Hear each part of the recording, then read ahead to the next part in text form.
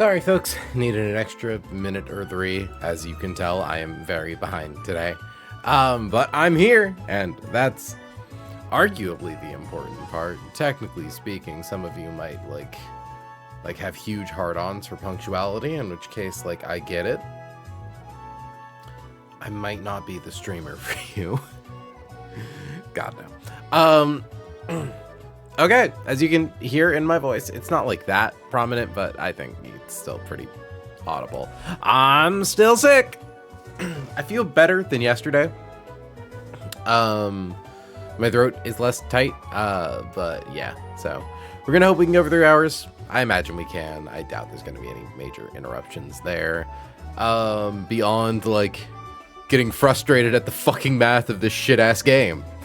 Just a joke. I love this game. It's very fun. The designers did an incredible job, but it's agony. That being said, welcome back to the calculator. So, we were plodding our way past the second Team Aqua Grunt in the Weather Institute. First step to take care of Drampa here is pre-burn Electros. Have it use knockoff to get rid of Drampa's focus band. There is a chance that Electros simply dies to a crit. Even if it gets crit, there's like a few... It's not that likely that it dies to crits. Like, 1, 2, 3, 4, 5, 6. So there are only 6 killing rolls if it gets a critical hit. So what's... Hold on. What's 10... Or no, it would be 6 divided by 16. So that's like...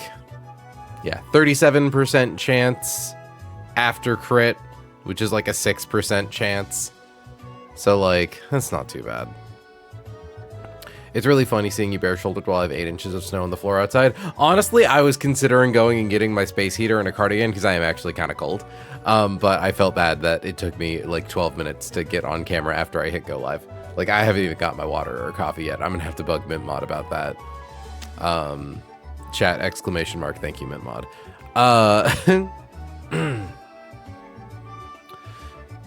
But yeah, so we do some damage to Drampa. We have equipped Lucario with the black belt. Lucario lives all of Drampa's moves. Odds of it going for Hurricane are incredibly low. It should go for Dragon Pulse, ideally, assuming that good old Electros here is holding a Citrus Berry, which it should be. And even if Lucario gets hit by Hurricane, it's only problematic if we get confused. But once its focus band is gone, Lucario can then come in for the KO. We are specifically clicking Close Combat, even though Aura Sphere likely will be able to get the kill. That is because we need to lower our defense. I wonder, actually. Yeah. Because, like, if we show kill to Ferrothorn, we don't need to worry about Ferrothorn ever coming in. Because Ferrothorn sees that we can kill it with Close Combat. Executor sees that it will be able to kill us after the defense drops, but I wonder, can we bait in... No, we'd kill O-Master. No, we'd kill Walrein. That's interesting. Okay, so I don't think we actually need to use Close Combat. Well, there's no reason to not use Close Combat, I suppose. Yeah, no, because we want to use it so that way not only does Executor see a kill, but it specifically, like, sees all ranges are kill ranges with, like, Psychic, and after taking at least one hit from Drampa, that will be the case. I suppose there's theoretically a world where Drampa goes for Hurricane and misses, which could be funny, but that shouldn't be a problem, right? Either way. Now what we need to do is figure out, do we want to expend 2 team slots to dealing with Executor? So, okay. Flygon can swap in and KO Executor. Like, Flygon will not die. But depending on what move Executor clicks, alters what comes in next. There's no way to guarantee that it's Ferrothorn. But it's probably Ferrothorn, right? I'm just wondering, like, 29, 40%'s a lot. It's like, can I use Delmise to beat you up? Spell Tag, get it in 2 hits. But Phantom Force is probably a contact move. Yeah, and Spell Tag doesn't even guarantee it as a 2-hit. Now, the thing is, if we don't take that much damage, it should always be Wall Rain, going for Freeze Dry. Which is fine, because we swap into Roserade, holding a... Ooh, you know what? We could pre-burn Roserade instead of giving Roserade a Thawing Berry, and then give her a Citrus, since Freeze Dry is always going to proc Citrus. It's like, critical hit Freeze Dry plus, like, burn damage wouldn't kill. I'm just thinking about, like, how do I get Roserade in against this guy and kill it? If only Vacuum Wave did more damage. Like, there are a lot of guys who are really good at killing O-Master. But it's a little complicated. That being said... That's right. The reason we need Roserade for O-Master is because it has Bright Powder. So we would need either Roserade or Lucario. And Lucario is going to have taken a good chunk of damage fighting Drampa in all likelihood. But if it sets up Rain Dance, that's an issue.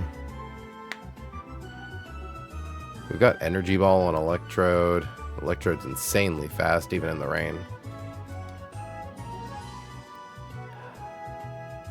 Like, if we give Electrode one of the accuracy boosting items, it's a 99% chance. And we likely get, like, 2 swings with it. If it goes for Rain Dance the turn we swap in.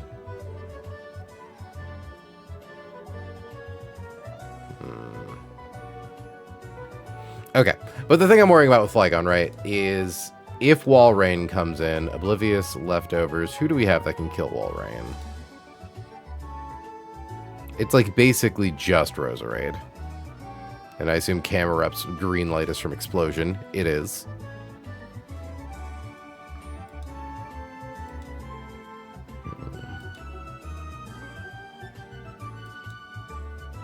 What we could do is swap Lucario in on Freeze Dry. And then swap Roserade in on Body Press. I think that would give Roserade enough HP to not need to worry. Because I don't think Drampa... If Drampa gets Lucario with, like, critical hit Hurricane 89%... Yeah, that's something, maybe.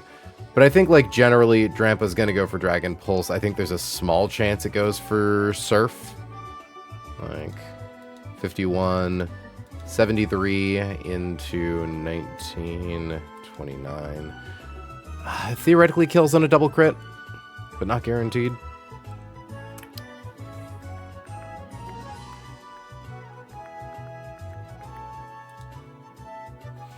I could also bring an additional guy, but I would like to get the extra utility out of Lucario, you know? How's your Spadef looking, buddy? It's pretty good.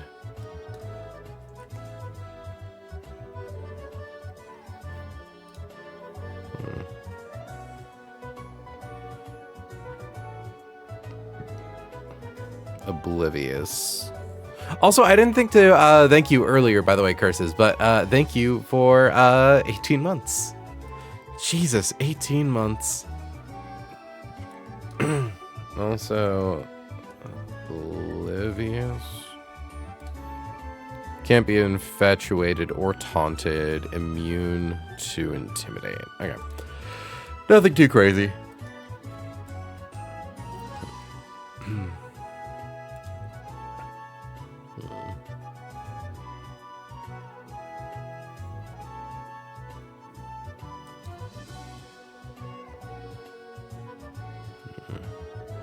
Hit 90k battles, by the way. You're getting there, Watermelon. Just like another week, maybe.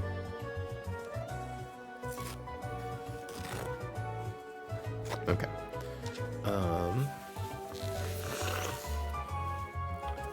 Ugh. Forgive me, chat, for my muckus.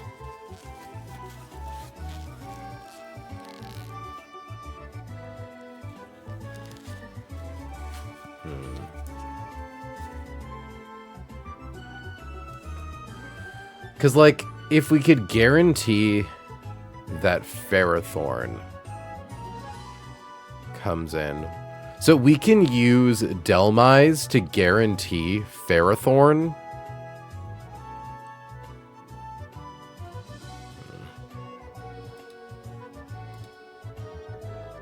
Let's see. Lucario will have taken damage. It'll show kill to Psychic and Low Kick with a chance for Energy Ball. Runandbun, Silk Song, Bug Fables.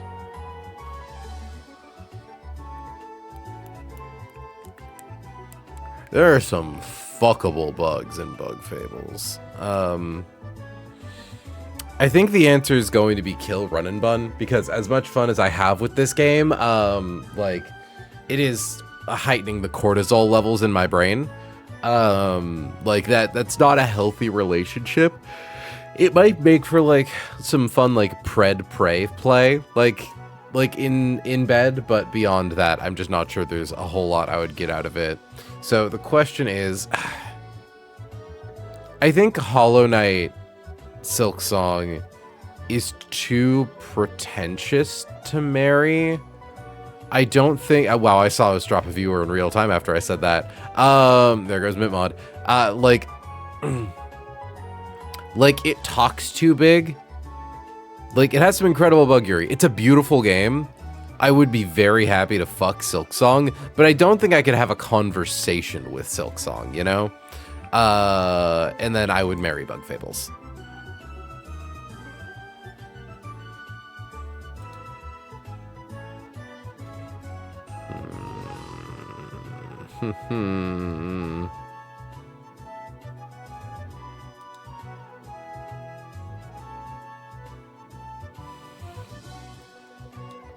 Okay, let's see if, based on how the calcs go, if we can deal with both variations of this line. So, first things first, let's assume we get the better world where Ferrothorn comes in next. That would be because it sees a kill with Power Whip or Iron Head. Very likely to be Power Whip.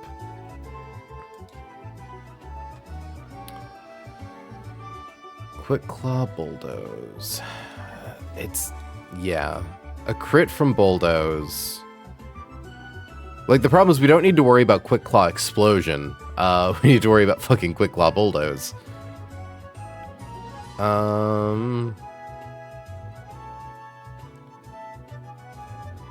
Like, it's a question of, are we willing to risk a guy to the boom, you know? That's right. We do want to pre-damage Flygon by 1, just so that way, no matter what, we always show a kill to Power Whip. I did forget about that.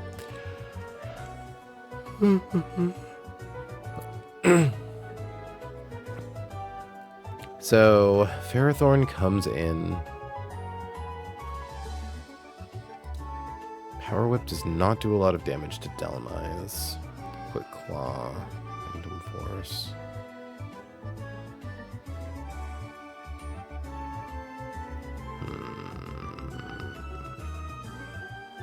Especially, oh yeah, is Phantom Force a contact move? It almost certainly is, right?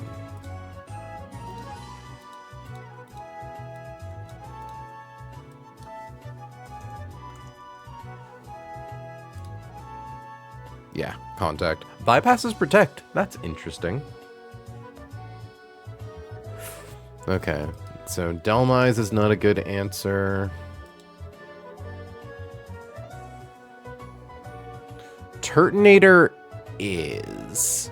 So the thing about Turtonator is that it dies to explosion. Shock of all shocks. Ironhead.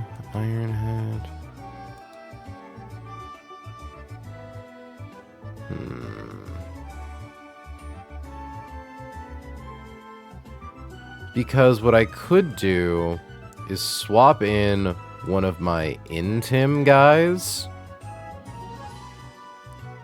So swap in Gyarados, drop its attack, send in Turtonator. It's like I would need to drop it more than once to guarantee safety. Yeah, or I could use Steelix to fight it. Like, Steelix can be crit. But, like, it doesn't take a lot of damage from basically anything.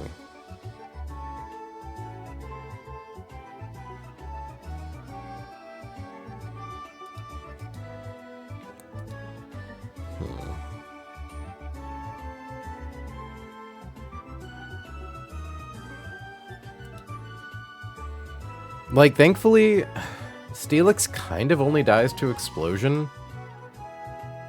Like, if we could guarantee Ironhead, that'd be really nice, but we can't do that. But what we could do is at least try to get the defense drop. But also, Power Whip isn't perfectly accurate. I don't believe.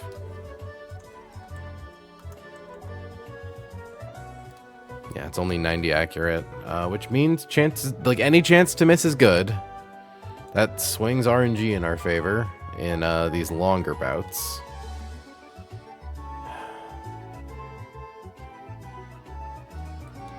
Because Earthquake doesn't make contact.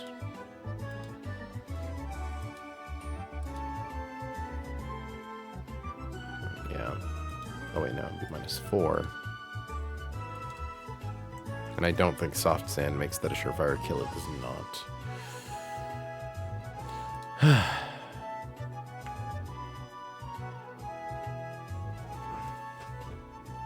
I suppose there is maybe the version of this where I send in Steelix, get off 1 Screech, potentially an Earthquake if we have the time for it. Because what I would love to do is, like, if Steelix has the HP, get off an Earthquake to put it into range where it's likely to explode, raw swap to Delmise. Yeah. Because after dropping, like, Steelix baits Power Whip, which is good. For Delmise swapping in Miracle Seed. Spell Tag wouldn't do it. Yeah. Because, like, if it explodes on the turn, we swap in, that's good. If it doesn't, that's still, like, mostly fine. So, chat, I'm going to be right back. Stummy is acting up. Just a minute.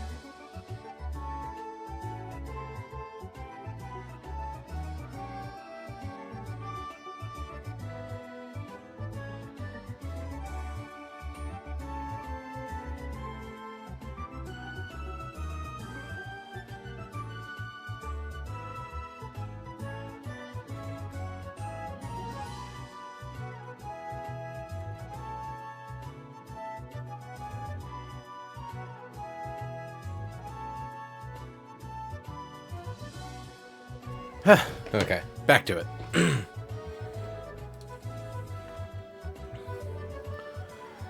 Ferrothorn, Ferrothorn, Ferrothorn.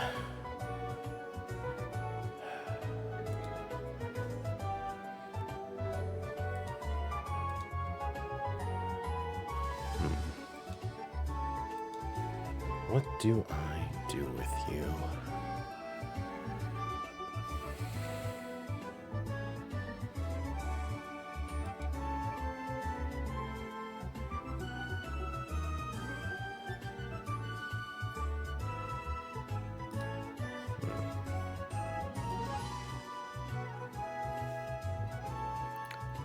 It's just so tricky.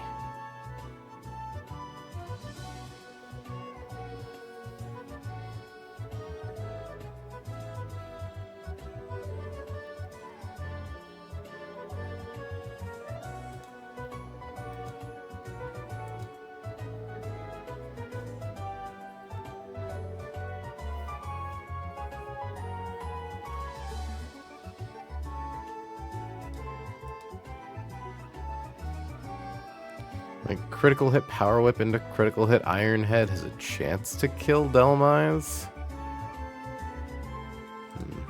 I need to stop focusing on Delmise, because I need to remember that it doesn't... Like, it's got fucking Iron Barbs.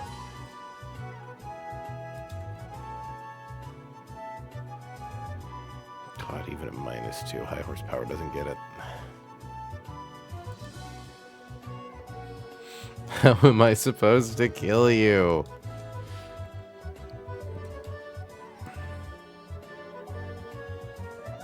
With Grand Bowl, theoretically? It, of course, risks losing Grand Bowl to... Well, also Quick Clop Rock. We have the same issue. With your powerful arms. My powerful arms are failing me.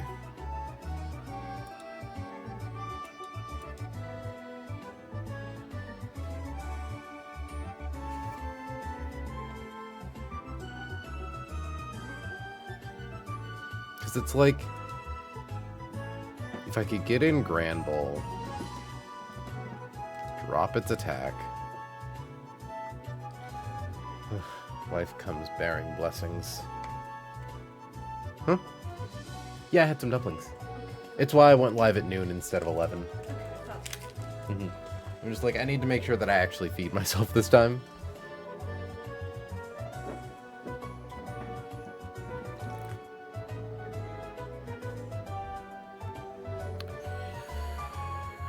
Like... Hold on, where's Gorovus? Yeah, no, we take way too much damage from... Also, kind of insane, actually, that Gorovus is a fast flip turn on this thing. You go, Gorovus. I knew you could do it eventually.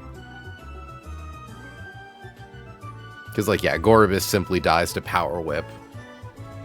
So, yikes.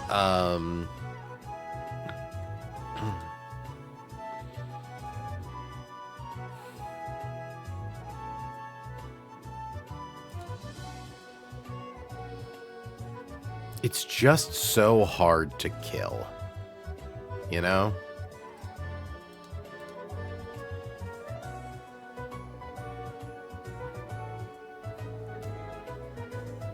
Because, like, it can explode at any moment. It can Quick Claw into getting 2 hits off in a row.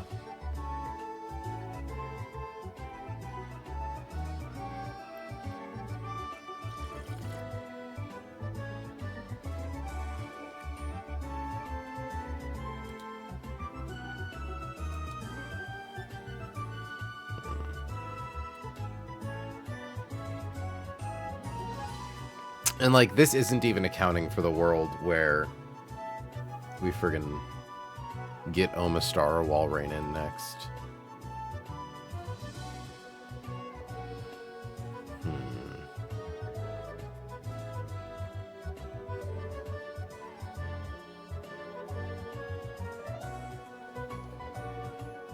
Like, I just can't overstate how much of a problem Quick Claw is. Because it's like, oh yeah, if we bait it into Power Whip on Ledian, and then Ledian encores it into Power Whip, and then we just let Rapidash kill it. Like, we can't do that. Because what if Quick Claw procs on the turn, we tap Encore, it goes for Iron Head.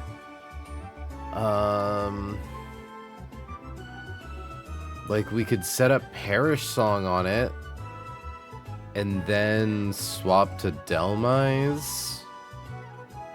Like, what's it gonna go for against Altaria? It's gonna be Iron Head. And the problem is that, like, critical hit Iron Head comes 120 if they're all max rolls. Okay, we could survive 2 Iron Heads.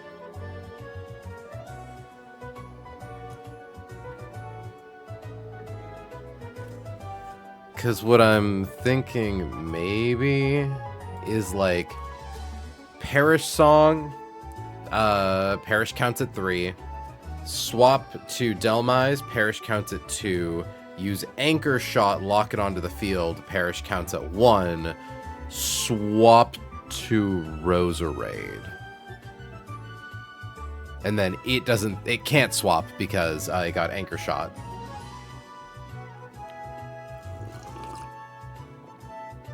Does Anchor Shot stop me from switching out? Like, I know there's like Lockjaw that does that, or Jaw Lock. I think.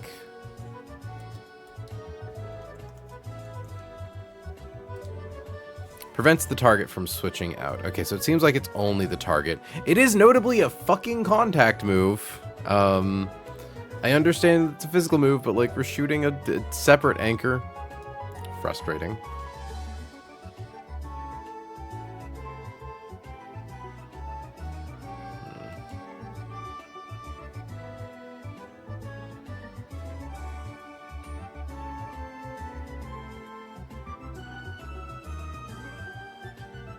It just gets really dicey with crits, right? But that's kind of it. It's not the worst plan I've ever had. But Altaria also kind of runs the risk of double Iron Head crit. But also, they would need to be high rolls for it to actually be a problem. Like, I do not like you, Sam I Am. I do not like your Pharaoh Tham. Bulldoze isn't a contact move, is it? Yeah, no.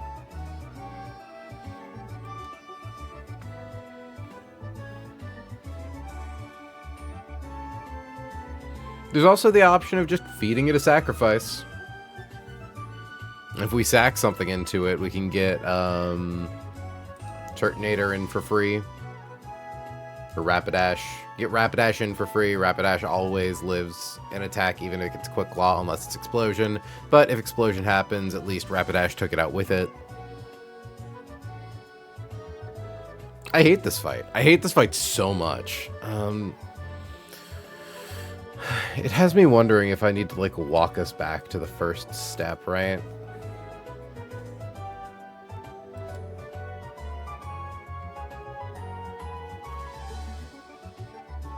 Like, there's just no one who can swap into Drampa's moves really well is the problem, who can then outspeed and kill Drampa.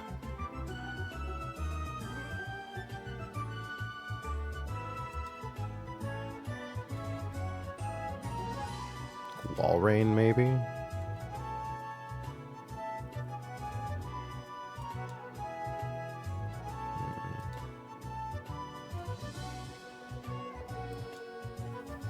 It's like, I don't have any guys who could learn, like, cool moves, and I don't think I have any, like... Let me see. Do we have any hidden power fires? Kingdra actually gets hidden power fire. I wonder. It dies to double power whip, but...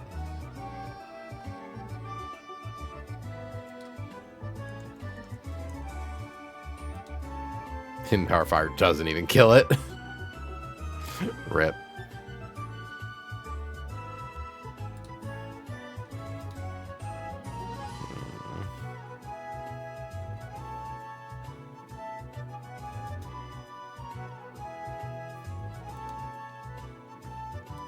It's like we just don't have anything crazy.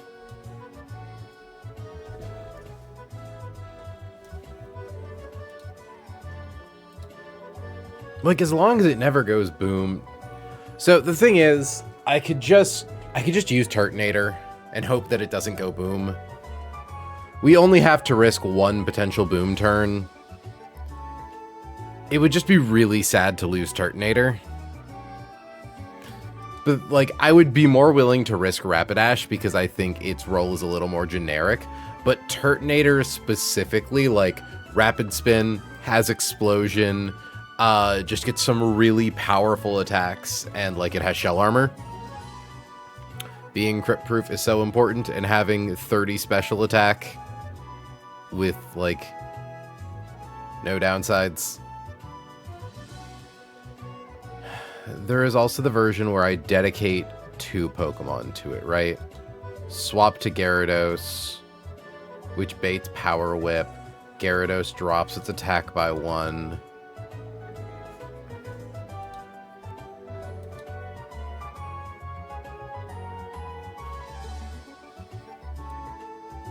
It would be either Gyarados or Granbull, but Gyarados guaranteed doesn't die to anything. Yeah. And doesn't bait Bulldoze, which is nice little cherries. But yeah, baits Power Whip, which is its lowest damage move into Turtonator. At that point, all Turtonator needs is for... Like, it's not even all explosion rolls, right? Like, highest roll of Power Whip is 13. So... Here. 155 minus 13. And notably, Explosion is only an issue if Quick Claw procs. Turtonator is faster than Ferrothorn.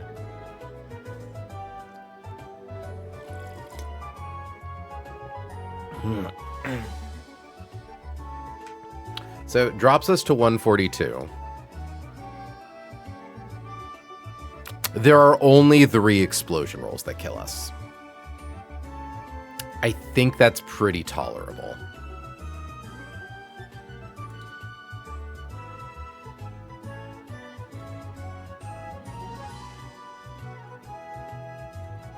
I think...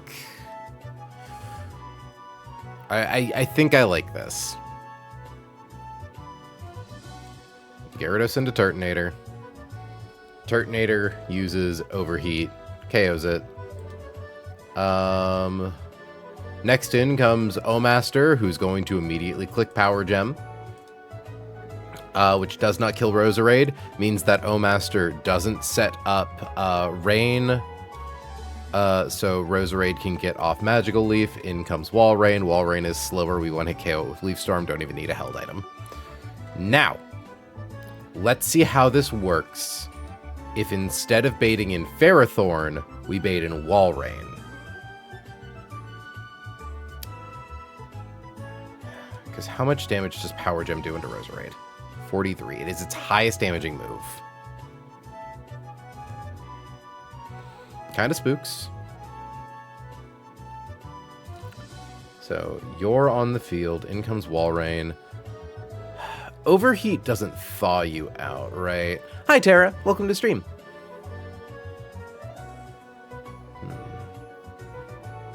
Because we could... Well, no, because Turtonator also baits Freeze Dry. Tara, I do need to bug you for that next batch of emotes. I need to, 1, pay you, 2, have you, like, send them to me over email so I can get them all up on my computer in, like, good resolution. I don't know if it actually affects them too much, but, like, you know. Why is my stomach fucking killing me today? Oh my god.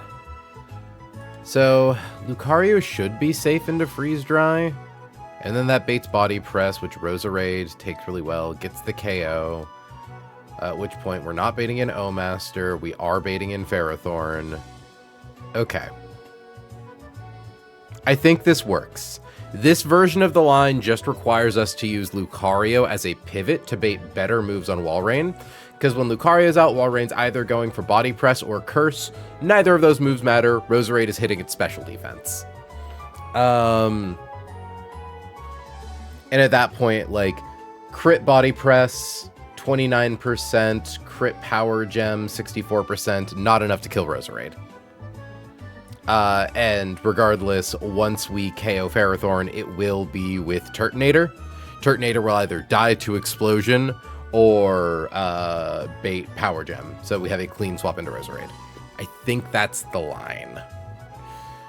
That being said, I'm sorry, chat, my stomach hurts. I'll be right back in just a couple of minutes.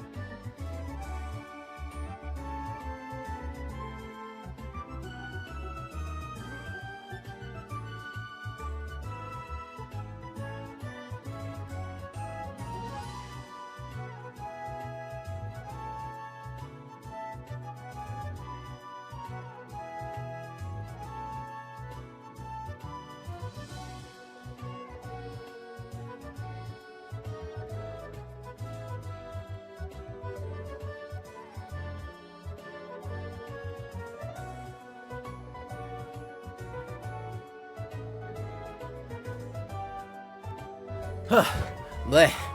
Apologies once again, chat. Sorry, my body is broken. Okay.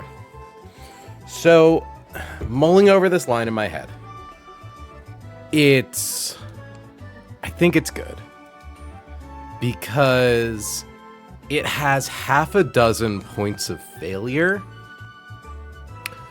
but none that are so severe that it causes me to wipe. So, like, let's assume Drampa crit kills Electros turn 1. Tragic, sad, we lose Electros. Lucario then comes in for free, gets to kill Drampa. Now, the thing is, at this point, Lucario isn't able to lower its HP enough, I think, to, like, guaranteed show kill to Exeggutor, which is scary. We would still be forced to essentially raw swap into Flygon. As long as it doesn't explode, we're fine. We're back on the line. If we get Ferrothorn second... Now, the thing that I'm wondering is, do we really need Gyarados? And I think I like Gyarados because I think it secures the most likely point of failure next to Drampa critting Electros. Which is getting off Intim on Ferrothorn, baiting Power Whip into Turtonator. Because, like, yeah, we give Gyarados a Citrus Berry. Intim drops this thing's attack, but even if it crits, Citrus Berry healing makes it so we never show it a kill to Iron Head. Yeah. We do the swap to Turtonator. There's a chance it explodes. If it explodes, though, that's fine. If it explodes the turn we swap to Turtonator, that's super okay, because after Intim, Turtonator always lives Explosion. If it goes for Power Whip, the only way we're in trouble with Turtonator is if Quick Claw procs and it explodes, and even then, it's only a few rolls that actually kill. Like a very small number. If the line goes like that, then it's guaranteed O-Master in next. It'll go for either Earth Power or Power Gem, which is fine. Roserade comes in for free, gets the double KO. If we are in the situation where Walrein comes in next, if Lucario has taken too much damage from Drampa by getting hit by, say, like Hurricane, and we're not quite sure we're going to be able to properly bait moves, we do have the option of sacking Electros. Like, just swapping to Jane, getting the sack.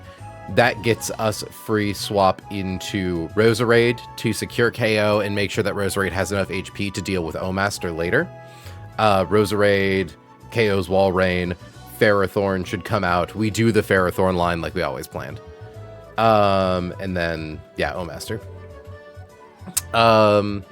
But ideally, it should be that Lucario takes a Dragon Pulse from Drampa, which does not do that much damage.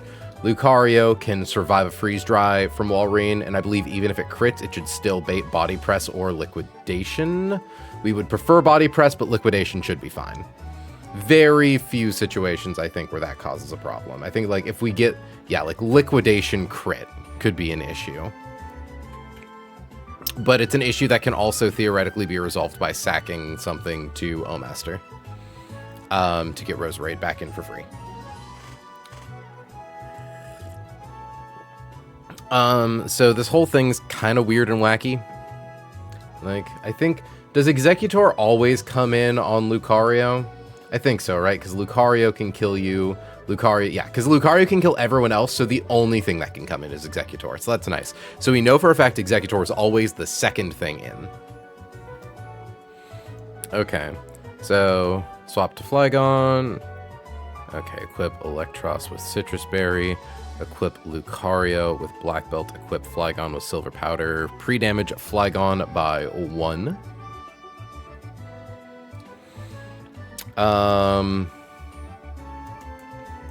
Equip Yair with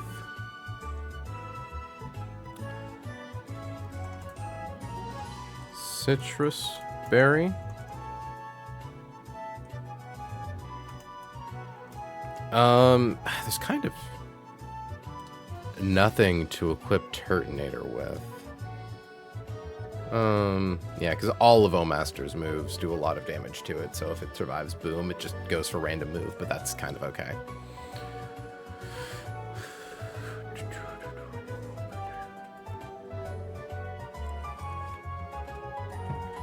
I should confirm that it prioritizes fast kill over Rain Dance, though. That could be an issue.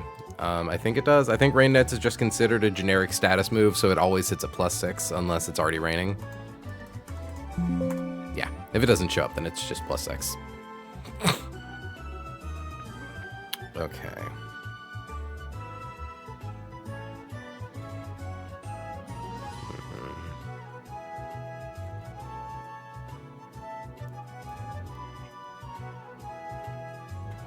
I think the only way this flight truly flies off the rails is if Lucario comes in on Hurricane, gets hit by Hurricane, gets confused, and fails to hit through confusion. At that point, the line falls apart and we might just wipe.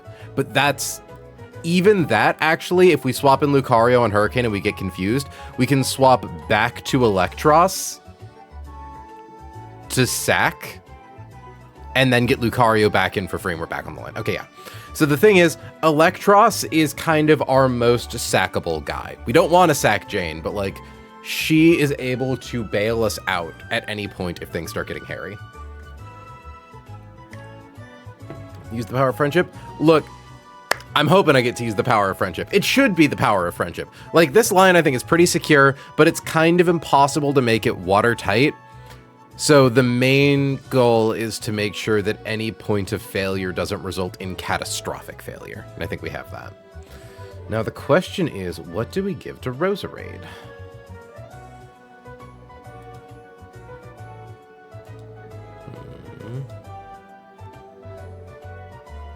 Okay, I would love... Because I don't kind of need to give it any items. It shouldn't ever be swapping in on moves, because like Liquidation, for instance, will never do enough damage to proc a Healing Berry.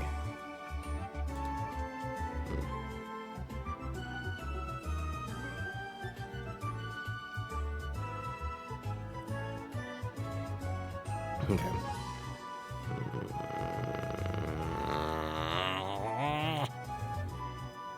We're chill. We're good. We're having a good time. Bum, bum, bum, bum.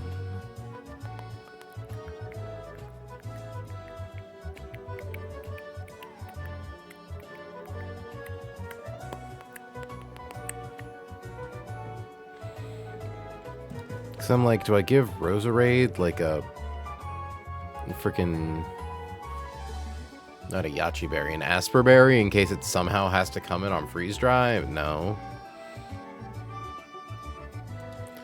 I'm pretty sure Citrus Berry is just flat out wasted, right?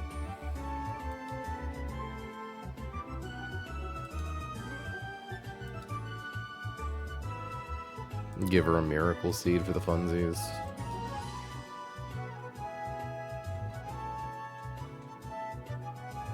I think we just give her and Turtonator Citrus Berries in case something goes wrong that we didn't account for. So equip Ely, Gier,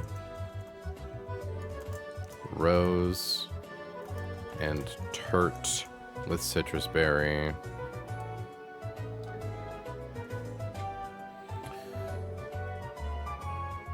One, two, three, four. Lucario gets Black Belt, Flygon gets Silver Powder, pre-damage Flygon to that, pre-burn Electros. Okay. Swap to Flygon, OHKO with First Impression. Swap to Fair. I believe it's Ferr. Yeah. Swap to Gier. Swap to Turt. OHKO with Overheat. Swap to Omas. Swap to Rose. OHKO with Leaf. Swap to Waller. Swap to Rose. In case we're in a situation where she's not already out.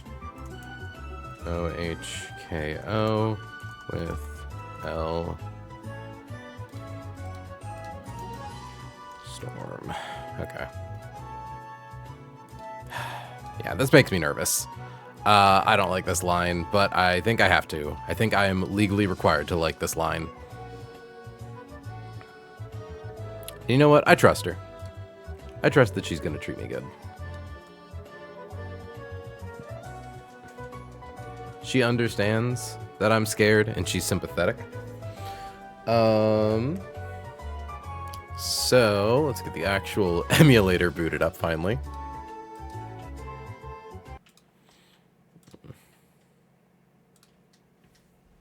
Oh, why are you muted? Oh, hi, Hannah. Hannah, how long have you been here? Can I get your expert opinion on my line? I don't know how much of it you heard.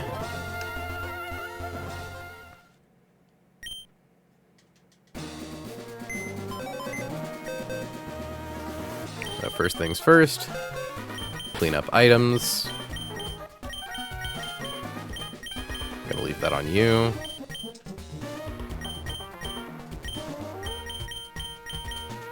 Oop.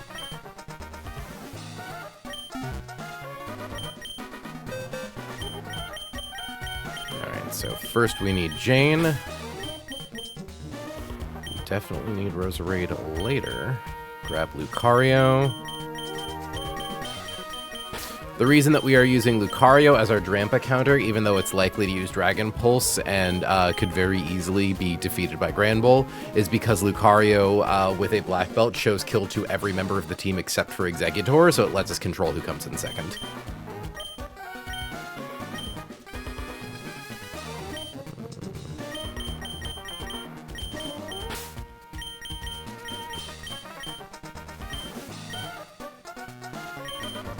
Okay, and then Turtonator. I have arrived. Biggest risk is on Turtonator, so it's kind of complicated.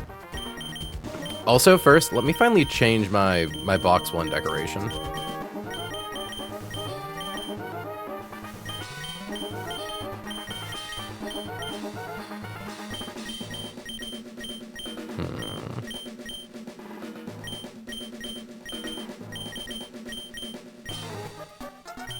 Ooh, that's pretty.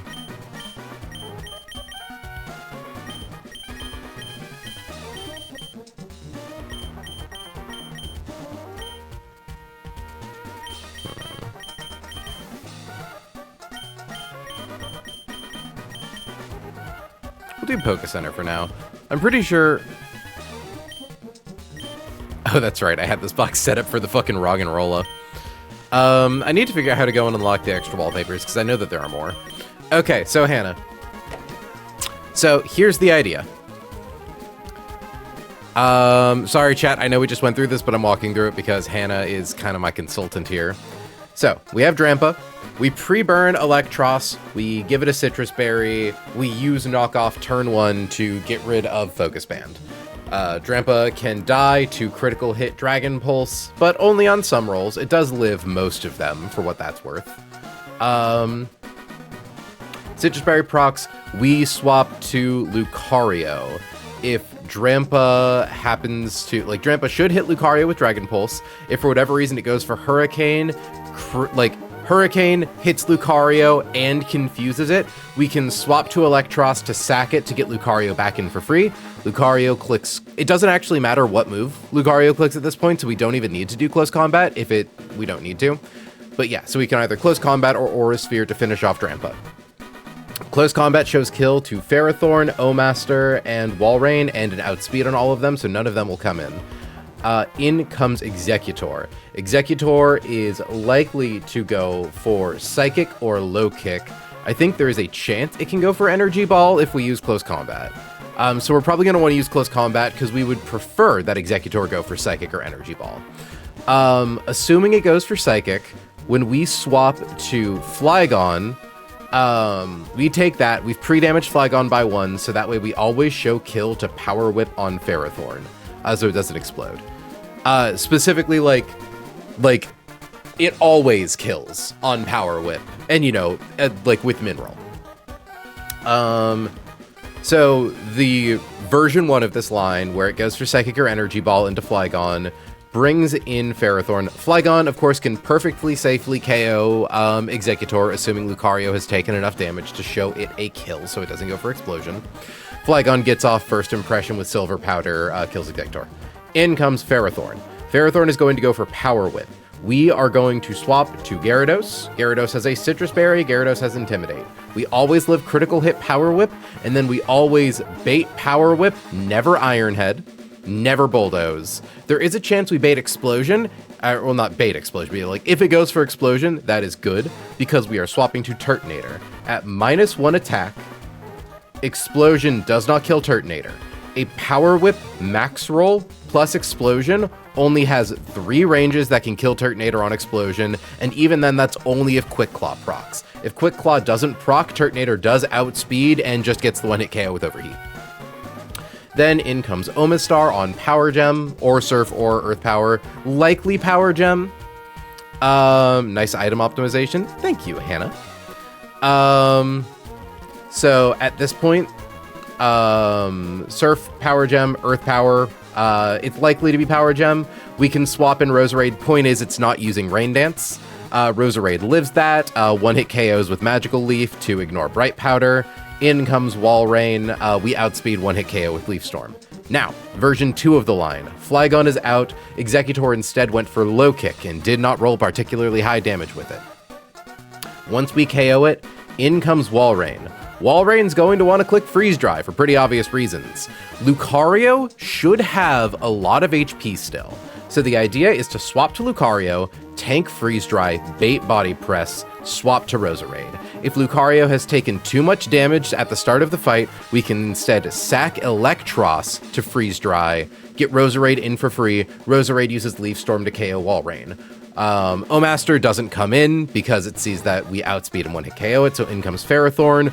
We then do the line of send in Gyarados, send in Turtonator, get the KO. This version of the line does risk Gyarados to Explosion, I believe, because, like, it's going to go for Iron Head. Yeah, it's just, there is a chance that, like, I probably won't see a kill on Roserade with anything, but we kind of just got to take what we can get.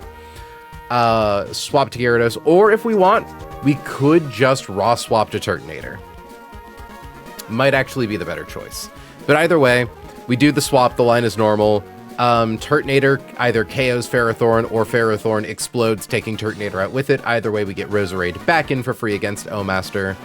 Well, we get, if Explosion happens, we get Roserade back in for free against Omastar, or if Turtonator KOs it, Omastar is going for either Power Gem, Earth Power, Surf, one of these. Free swap back to Roserade, who should be at full or near full HP.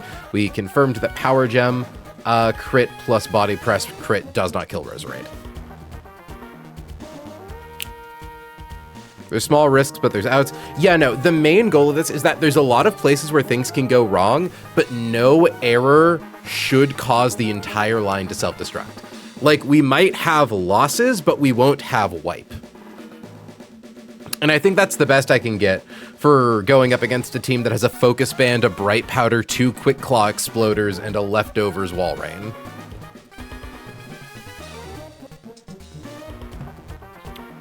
Like, for what this fight wants me to deal with, I think we did a pretty good job. Definitely the biggest risk of the fight is that we might lose Electros to critical hit from Drampa turn 1. Which would, of course, be sad. And if we lose Electros straight out the gate, then that means that we don't have it for shenanigans later down the line. Okay.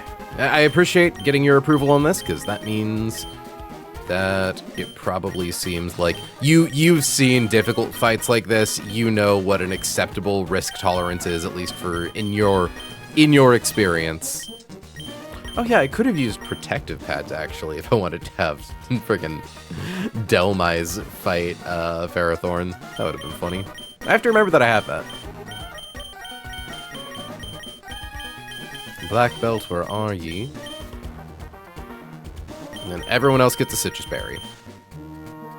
We might end up using a citrus berry or two unnecessarily, but I'd rather have them in case of something going haywire than not have them.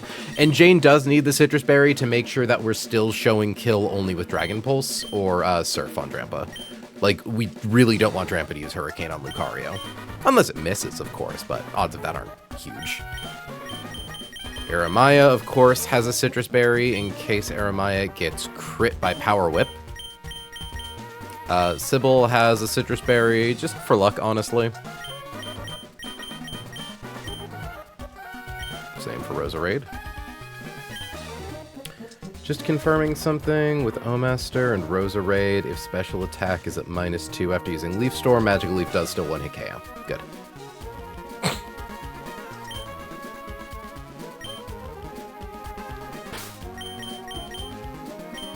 Oh, I should actually also do the other, like, pre-statusing things. Scripting, file. So, pre-damage. We want to pre-damage slot number 3 to 188. Literally just doing 1 point of damage to Lixie.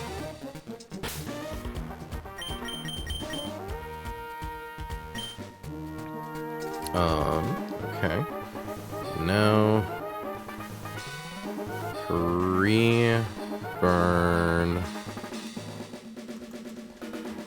1.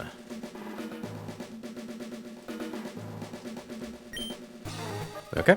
We have pre-burned Jane to prevent her from critting with knockoff and doing enough damage to Drampa to trigger Berserk.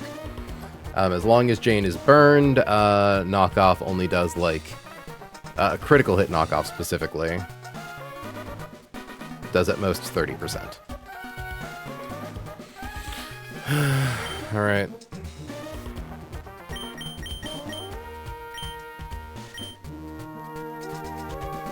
This one has me nervous. There's a lot of shit that can go wrong.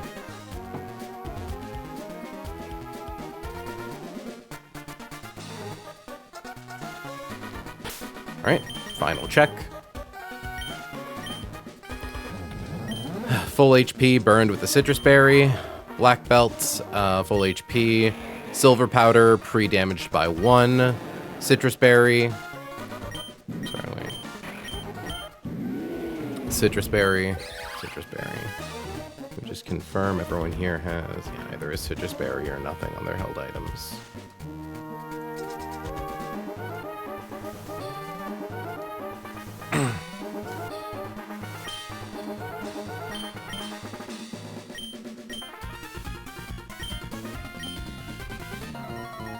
All right.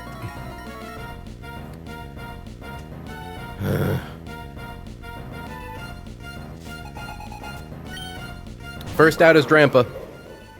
First out is Jane. Drampa has a focus band, which makes it so at any point if we were to KO Drampa with a damaging attack, there's a 10% chance it does not get KO'd. Because it has an ability that makes it so it gets a special attack boost when dropped below max HP, you can or below half HP, you can understand why this is an issue. To prevent that, we are going to click knockoff. We are faster. We are expecting it. It is going to click Dragon Pulse. We want it to not crit. We theoretically can be fine if it does, but we really prefer it doesn't. Okay. That was genuinely, like, the scariest roll of the fight. Because now Jane has a lot of HP, means that we're guaranteed baiting Dragon Pulse into Lucario. So we are going to swap to Talon, who will take 29 to 34% from Dragon Pulse without crit.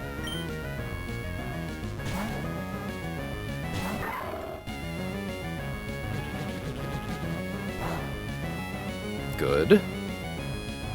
That was... I'm just curious about the rolls here.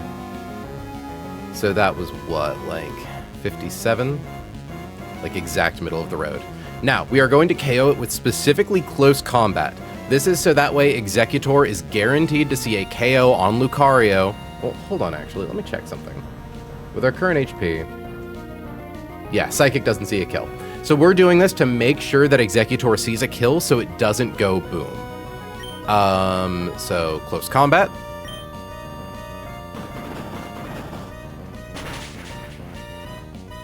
Critical hit. Crit mattered.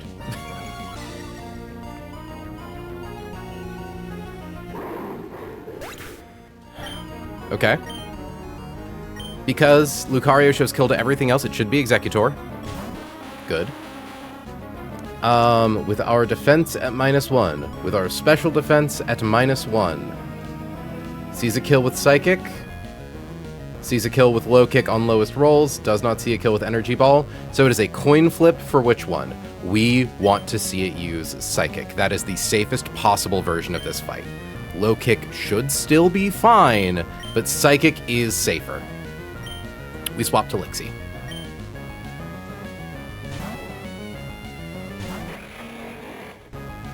Nice! Okay. Ooh. Critical hit. Okay. Lixie has Silver Powder, First Impression, Circumvents, Quick Claw, so we don't need to worry about an explosion. Yeah, we took so much damage. It is definitely going to be Ferrothorn, and Ferrothorn is definitely going to see killing rolls with its attacks, which means it won't explode.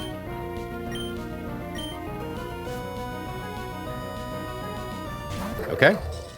In comes Pharaoh.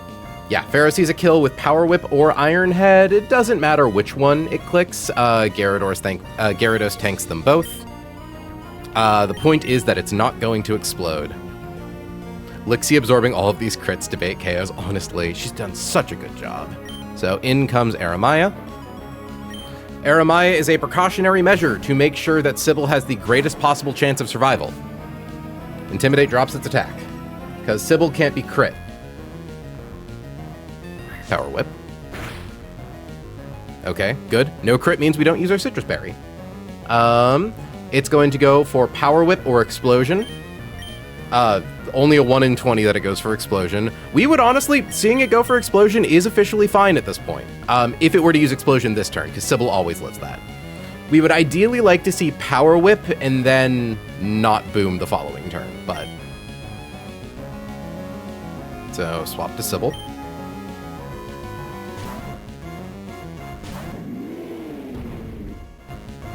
Power Whip. 13 damage. That was one of the higher rolls, but that's of like 3 possible damage ranges. Yeah. Okay. The only way we lose a Pokemon is if Ferrothorn explodes, like gets Quick Claw, decides to explode, and rolls one of its 3 highest possible rolls. We want it to not do that because then that makes Omaster a little less consistent. It's fine. We're gonna click Overheat. Okay. No boom on the Thorn. And we know exactly what move Omaster is going to click because of how much HP we have. Okay, there are 3 possible chances for it to be Earth Power, but that is fine. If I'm correct, Power Gem and Earth Power just affect... Ooh, wait. Hold on. Okay, yeah, Power Gem has no additional effect, and Earth Power just lowers your defenses, which doesn't matter. Yeah, 10% chance. Okay, good. I'm like, wait, Power Gem can't, like, drop my special attack, can it? Because that'd be bad. Out comes Omaster. Normally it would like to set up the Rain, however, it sees that it can KO Turtonator with Power Gem or potentially Earth Power. We are going to swap to Roserade.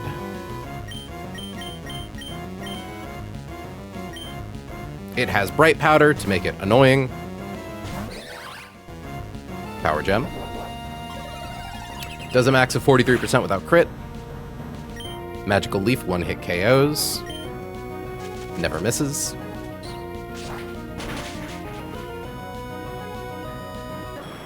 And as the piece de résistance, Wall Rain.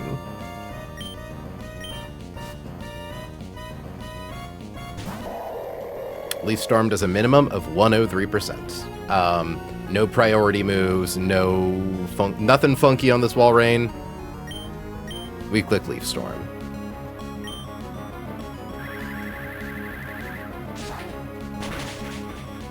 Rose too good. Nice! Okay. Oh, Jesus. This fight's been such a fucking nightmare to cook. And it went literally as good as it could have.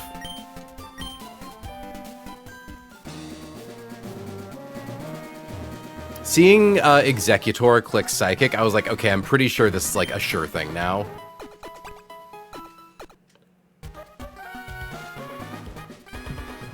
Oh my goodness. And we didn't use any of our berries. Okay, except for the one we planned to use. That citrus was always going to be expended. The lowest roll on Dragon Pulse knocked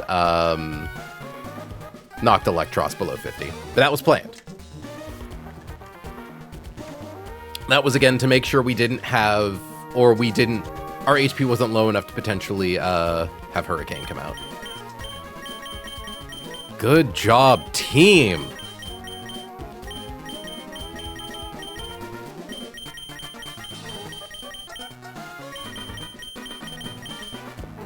Okay. Time to figure out what's next. This guy only has 4 Pokemon. That's kind of scary. If they have smaller teams, I get more intimidated.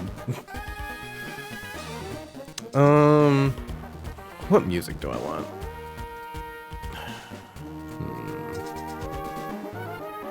Also, I gotta check something really quickly.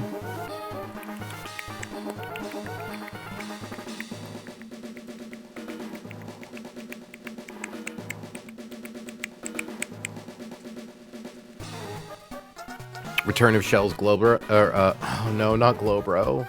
Yep, Quick Draw, Quick Claw. Doesn't die to first impression. Scald, Slack Off, Flamethrower, Shell Sidearm. Fuck off. Ah, Poltergeist kills it, actually. Damn, that's crazy.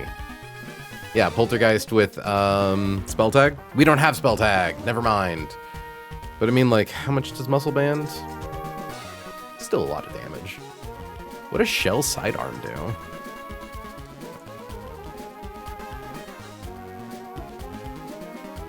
Has a 20% chance to poison the target. This move becomes a physical attack that makes contact if the value... What?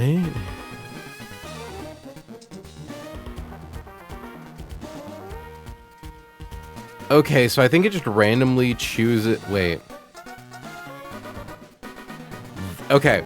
This move becomes a physical attack that makes contact if the value of 2 times the user's level divided by 5 plus 2 times 90 times x divided by y divided by 50, where x is the user's attack stat and y is the target's defense stat, is greater than the same value where x is the user's special attack stat and y is the target's special defense stat. Okay, is this a really overly complicated way of saying it does physical damage if it would do more with physical damage and special damage if it would do more with special damage? If the 2 values are equal, okay. Why did they write it like that? Yeah, Scald, Slack Off, Flamethrower, like... I think Basket Legion just kind of beats this thing. Honestly, a lot of things do. I'm shocked how little damage it does.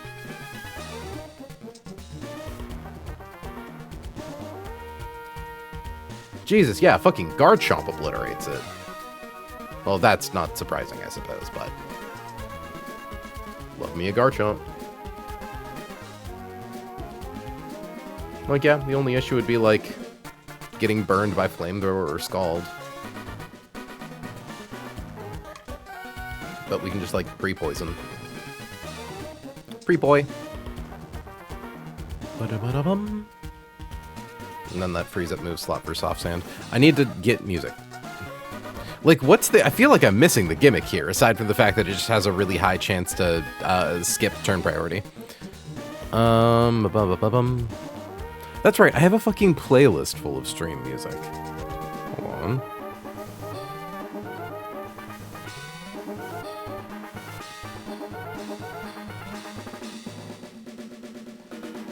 Hold on. Hold on a second, chat. Get in here. Hit the shuffle. Banger alert.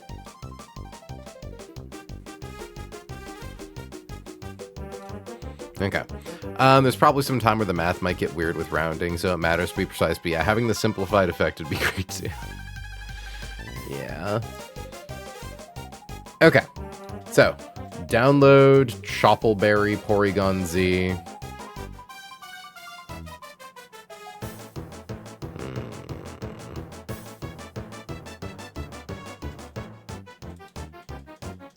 Yeah, it is ultimately bulkier than I'd like.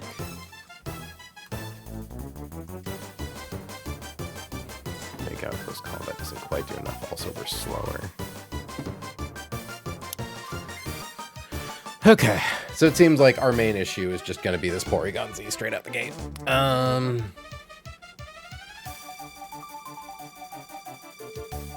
And just confirming download boosts the offensive stat for our weaker defense.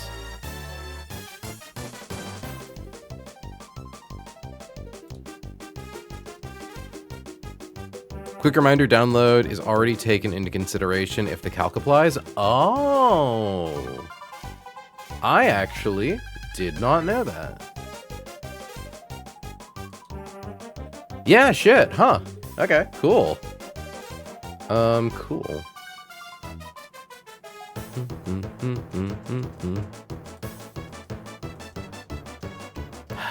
Still not time.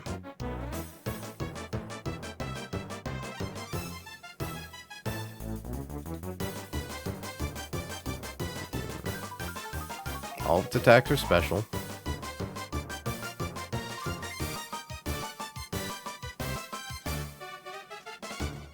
Yeah, no, that can sometimes mess it up if you say lead with a mon that doesn't proc download and then swap to a mon that would. The calcs would be wrong. Yeah. I'm almost wondering if I just set its ability to be, like, nothing.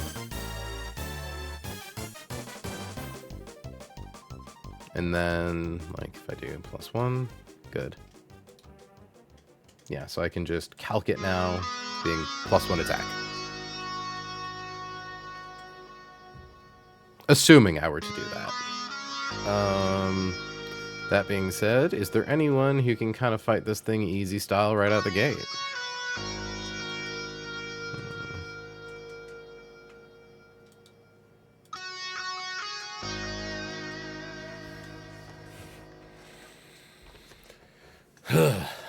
This thing's gross. Like, really gross.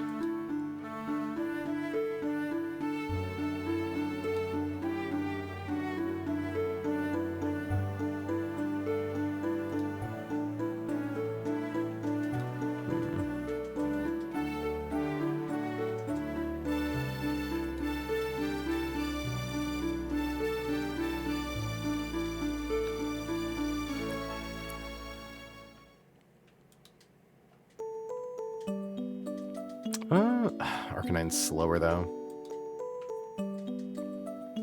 So I was gonna say, like, Arcanine does good damage.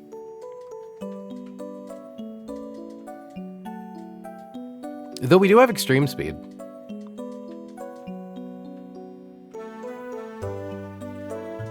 God, and that's after it gets the stat boosts.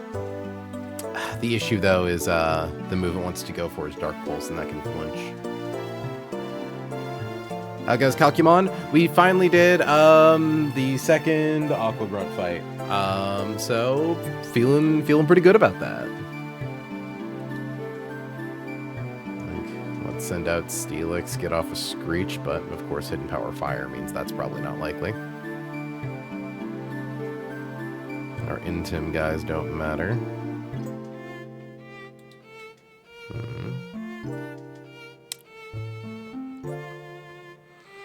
I could do something like open with a guy who baits, like who has lower defense than special defense, and baits,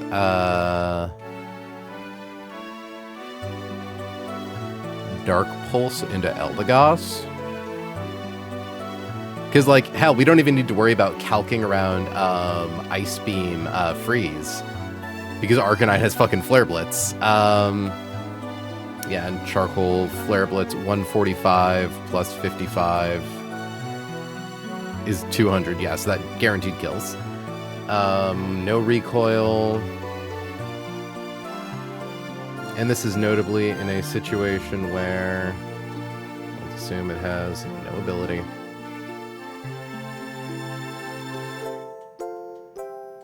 Yeah. We wouldn't need to worry about getting frozen by Tri-Attack would be unfortunate.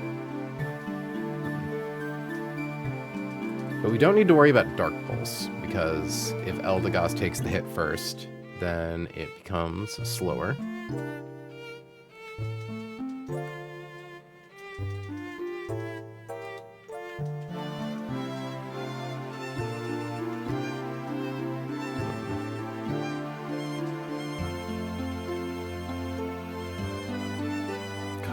Die so easy if you didn't have that fucking berry. I hope you know that. I hope you appreciate the gift of life, son.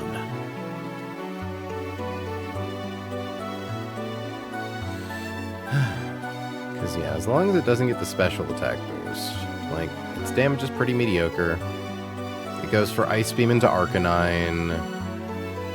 We get off one Flare Blitz. The issue would be, like, Tri-Attack Paralysis?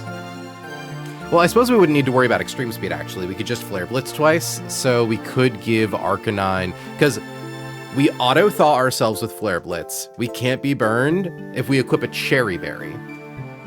Then we don't need to worry about Paralysis. And then we just need to make sure that the thing we open the fight with... ideally is like something that we use for a later mon that like we do the bait hit into Eldegoss on. So like Eldegoss, Arcanine. Yeah.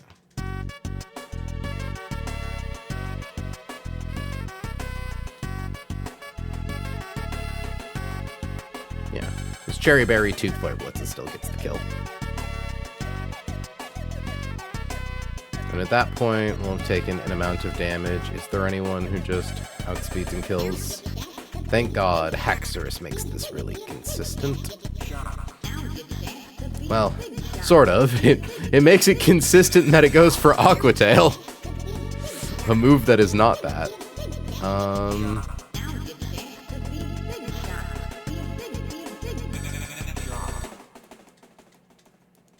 Because if I'm correct, Aqua Tail is a force swap move, right?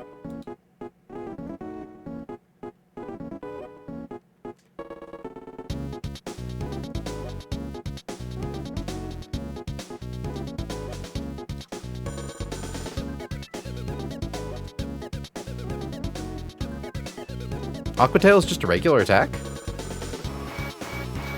Oh, okay. Yeah, you're totally right. I'm thinking of Dragon Tail. I'm thinking of Dragon Tail? Yeah, no, Aqua Tail is just, like, a regular-ass move, isn't it?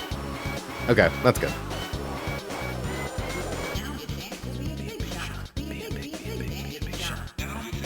Be a big shot. Be a big. And... in that case...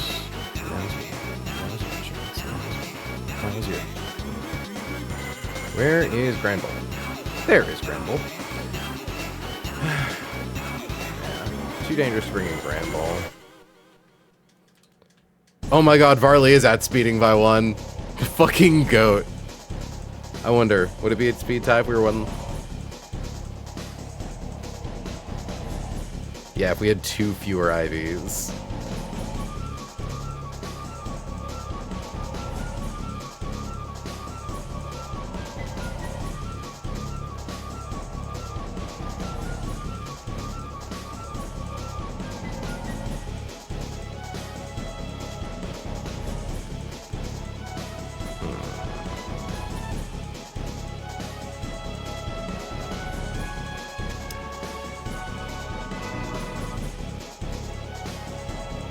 Because the thing that worries me is, like, critical hit, ice beam into critical hit, try attack, 70%. Like, if Arcanine gets double crit, there's theoretically a world where Haxorus is clicking Dual Chop. Like, I would love a thing that beats this guy in the 1v1 and can swap into both moves. Probably Walrein, right? But Walrein's slower, so it would need to take 2 hits.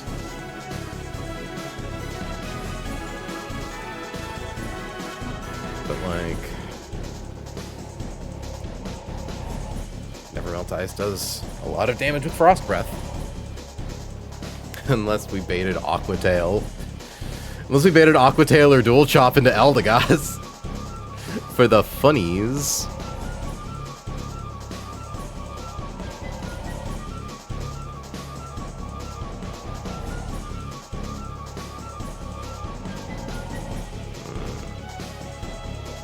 Because, like, realistically, yeah, it would need to crit, like, 4 times with Dual Chop and have them all roll really high for Haxorus to be able to beat Walrein.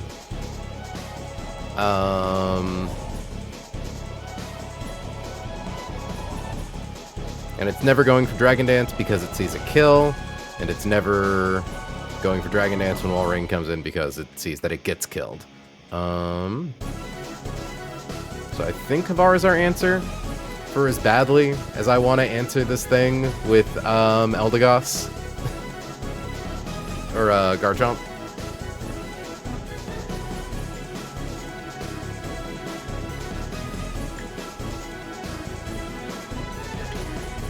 Even then, though, like, Dual Chop would need to crit a lot. Like, Dual Chop would need to crit, but it does hit twice. Makes me too nervous.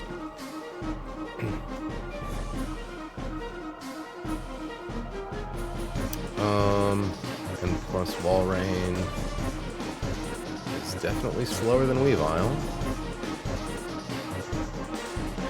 Yeah, it's not gonna show any kills to Slowbro, because we do more damage to Slowbro than it does to us, and we outspeed it. So it's definitely gonna be Weavile in next. Almost guaranteed gonna go for knockoff. I wonder, Vacuum Wave? Oh, Black Belt Vacuum Wave almost gets it. Pursuit, Psycho Cut, knockoff. Hitmonchan probably, right? Because what, it's got Dark Gem, Inner Focus, can't be flinched, but it doesn't have a thing that stops it from being hit big. So what about Mach Punch? Oh yeah, Mach Punch nukes this thing. As long as we give it no held item, it swaps in on knockoff really well. Then Pursuit, Triple Axle, Psycho Cut, yeah. Here, let me just check something really quick. Because, yeah, Walrein. I was going to say, I don't think Pursuit ever, like... Pursuit never does more damage than knockoff.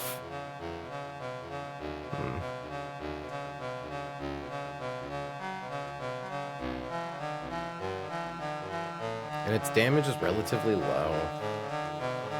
But yeah, Pursuit could be an issue after Dual Chop into the other thing.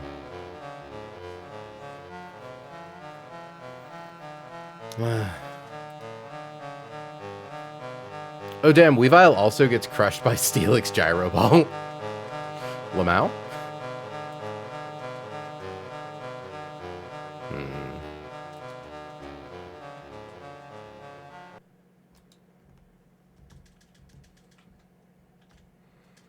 Because there's like another version of this where we get a little riskier with it and we equip Walrein with, hold on a second. Yeah. Where like we equip Walrein with a Citrus Berry so that way it eats it once Haxorus goes down.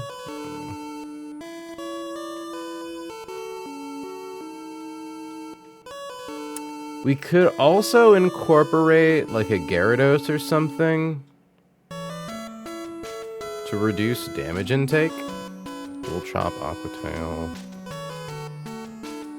No, Aquatail murders Togedemaru.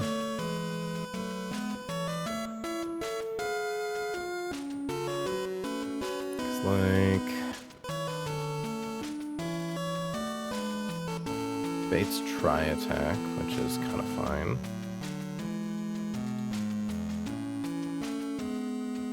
Yeah, it's not too bad. It's not too bad.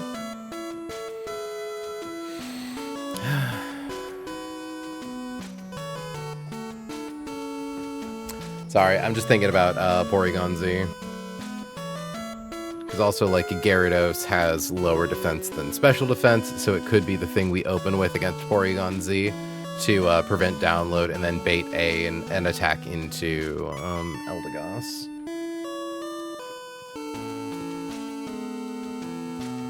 Attack is at -1 with functionally no ability.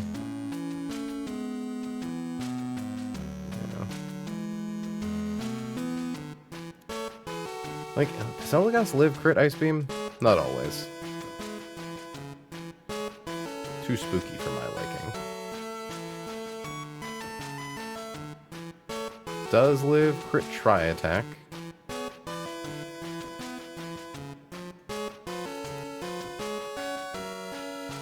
Yeah, we'd need something that always baited Dark Pulse.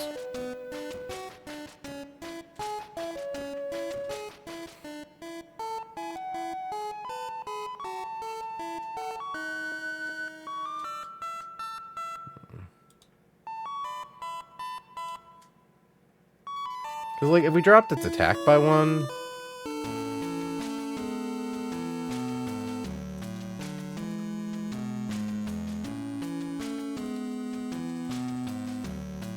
Pursuit does, like, nothing to Steelix. But at that point, it would go for Glowbro, yeah. Pursuit is such a frustrating move. Like, is there... Can I KO Haxorus with a switch-out move, or with a guy who knows a switch-out move?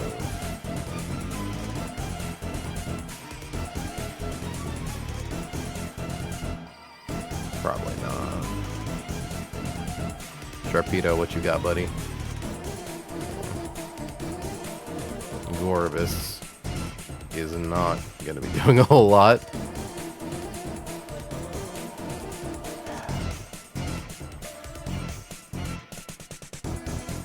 Like, to what extent do I trust Arcanine to have enough HP to not get hit by Dual Chop?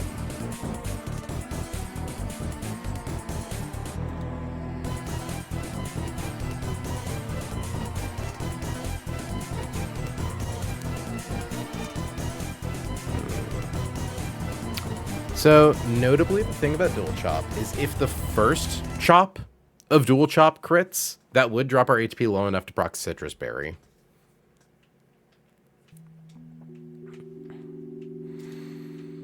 I could also just use, like, an intermediate switch.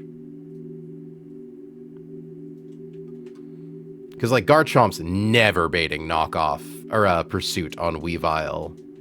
Pretty sure if it, like, is able to come in on, like, Iron Head.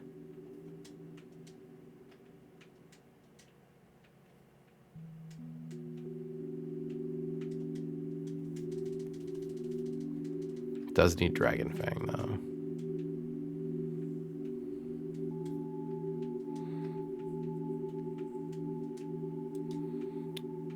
Or again, we just use, like, a Gyarados or Granbull. I'm gonna make a good decision and eat some food today. Good luck with the planning. You know what? Thank you, and I'm glad that you're doing that, Hannah. Feast up, my dear.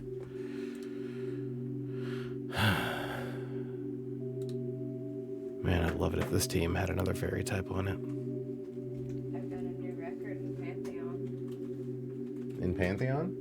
Last time, Sly got me. Mm-hmm. Oh, like new furthest distance. Yeah. I got one past him so far.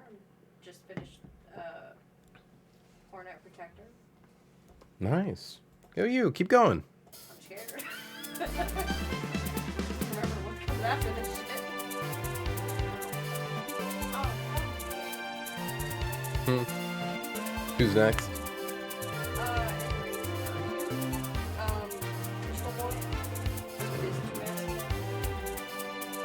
Oh, yeah.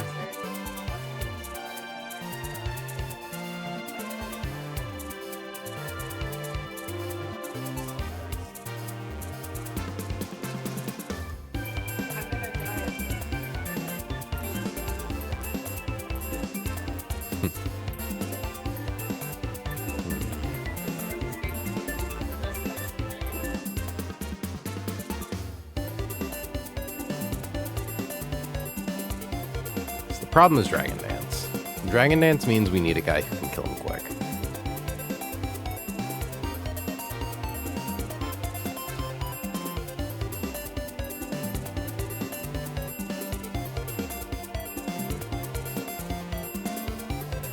Because, like,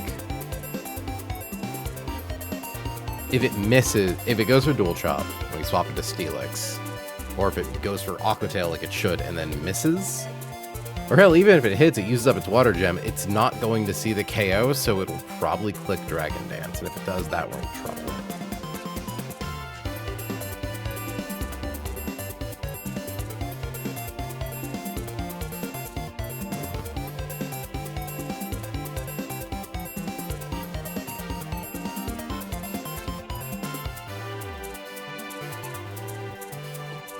Like, this so isn't a problem in 90% of circumstances.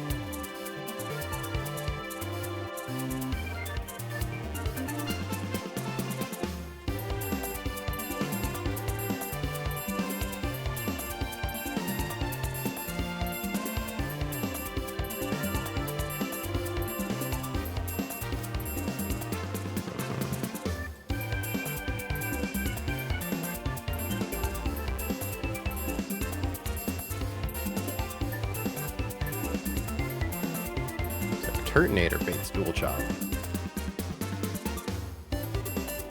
Like, if I had a way to consistently, like, okay, bait Dual Chop, swap to Grand Bull.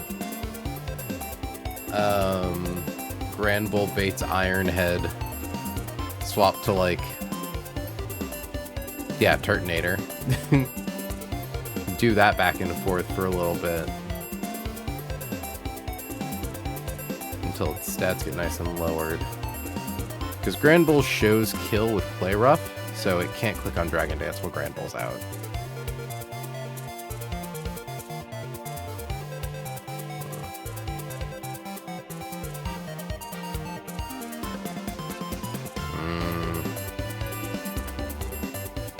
How dare this guy be, like, just annoying enough?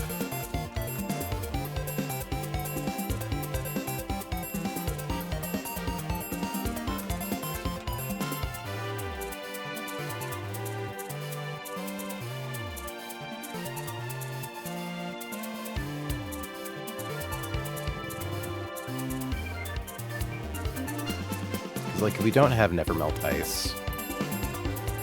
What happens if we max special attack? 96, not good enough. It's like close, but...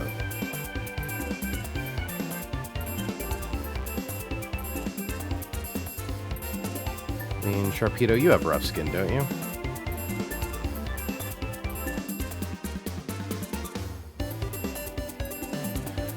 Because, like, Aqua Tail into Rough Skin, but then we would be taking 2 rounds of Dual Chops into Wall Rain, which is even more than the Aqua Tail +1 Dual Chop that we were planning for initially. But then we could equip Citrus Berry. But also, if we're not holding Citrus Berry, that means that we're not baiting Knockoff. We might still bait Knockoff, TBH. No, actually, I think it probably ties with Pursuit. No, it still beats out Pursuit. Okay.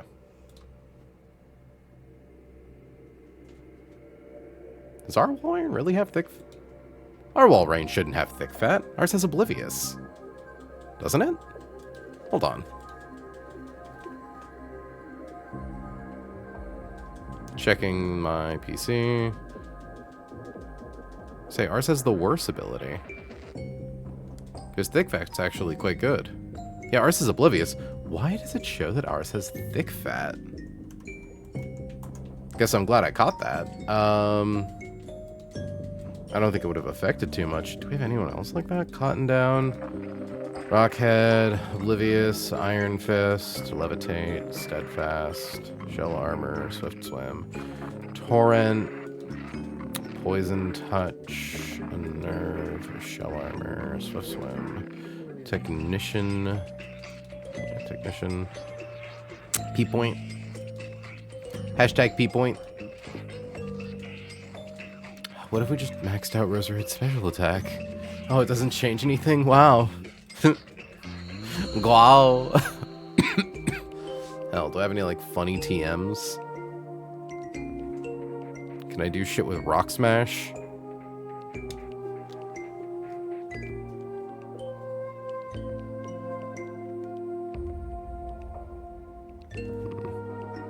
Sorry, hold on, I'm just looking at... That's right, we have X-Scissor now. Dragon Tail, Electro Web, Shockwave, Thunderbolt, Seismic Toss, Flamethrower. That's right, we got the Flamethrower TM. I wonder who we could give that to. Like, I don't want to waste it right now, obviously, but I'm curious. Like, can Lucario learn Flamethrower?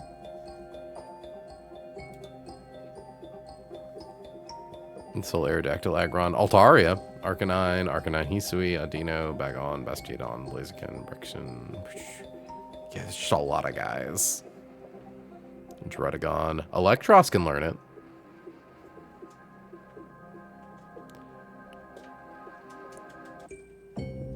Lucario cannot. I don't know why I was so, like, worried about that. Worried's the wrong word. Intrigued by it. Nice. Yeah, I have Dual Wing Beat, though. I don't think that'll do anything. Nightshade is funny.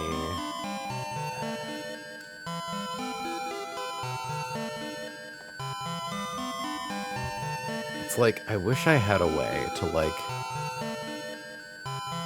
heal or something.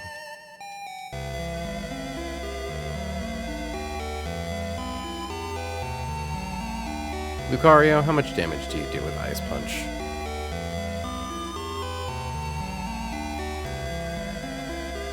Less. Oh, okay, more than vacuum, but not as much as close combat.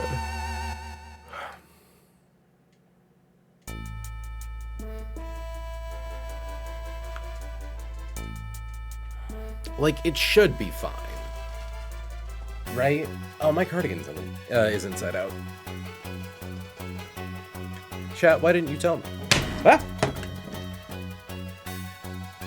I caught my water bottle. I was flipping it inside out, and I flung it over there, and it got caught on my water bottle lid. Straw thing. I guess the question is just like... Do I trust in Garchomp? God knows Varley's never led us astray. Because, like, okay, I need to look up the AI rules for Pursuit again.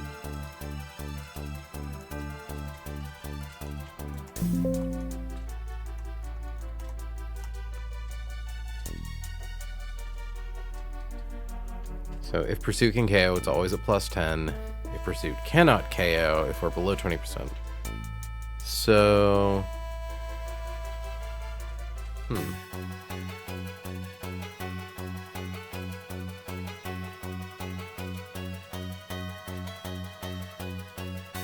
Okay, so if the AI is faster than you, which it most certainly is as Weavile, Knockoff always has a minimum +3.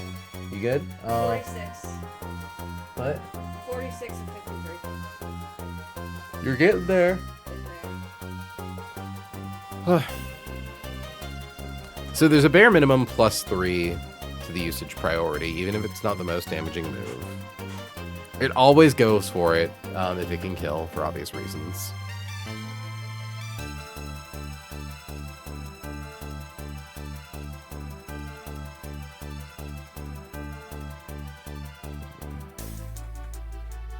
Is there anyone else who does good damage to Porygon Z? And, like, doesn't take a lot in return?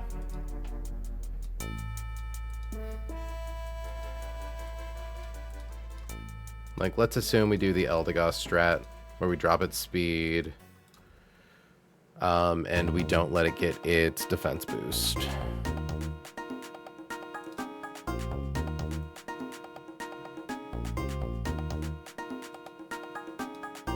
Or if we don't do that, Steelix does more damage if we don't drop its speed.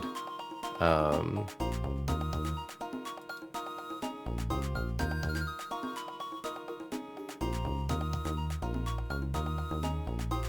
mean, if Tri-Attack doesn't crit it, like, Rapidash can 2-hit KO it with Fire Lash. Which is a funny bit.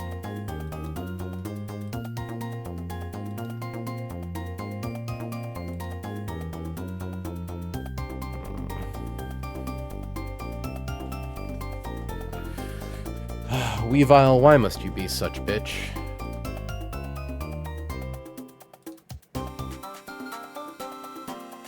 Grande Pepino Pepperino. Like, the thing is, it doesn't matter what move it uses, because we always beat it with Steelix Gyro Ball. Like, no held item, Gyro Ball one-hit KOs it from full HP, just because it's so much faster than us. I suppose it's worth noting it does have a Dark Gem, so should it go for Knockoff or Pursuit turn 1, it then becomes depowered for the rest of the fight.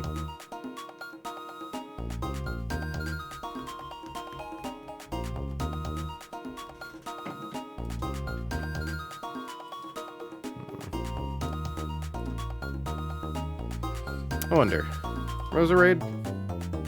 Can take a lot from Dual Chomp. You're also slower than it, actually. Fair enough, it does have a speed boosting nature.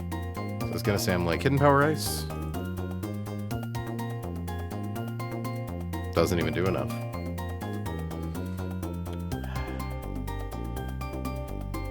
Like, do I just trust Garchomp? I could also bring a sackable guy. Like, what I could do is, if we only need 5 Pokemon for this fight, I can pre-damage Nomo to, like, 1 HP. Hey, Blaz, thanks so much for the raid. But yeah, I could, like, pre-damage Nomo to 1 HP, so if Arcanine risks baiting either Dual Chop or Aqua Tail, I can then swap to Nomo, die, get the free swap into Garchomp. I don't hate that. Because, like, I don't think Garchomp baits Pursuit pretty much ever. Like, it would need like a high roll crit on Aqua Tail to get our HP low enough to bait Pursuit.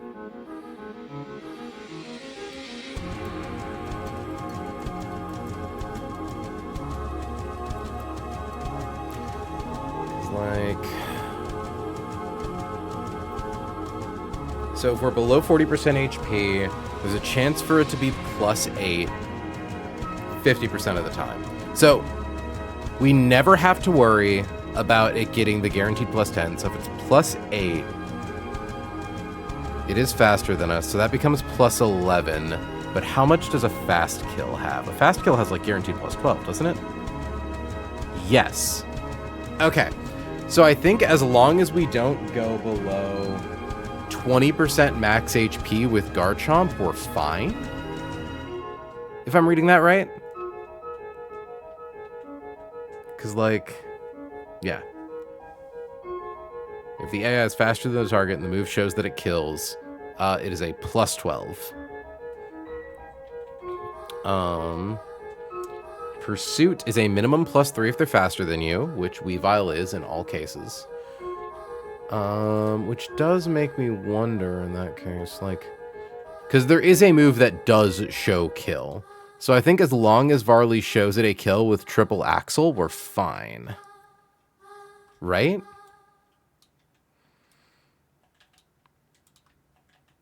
So like we bring Varley with Dragon Fang, tanks Aqua Tail, Does at most 66%, notably does not drop us below 20. It puts that 40%. Yeah, in that 40%, between 20 and 40% range, only if we get crit.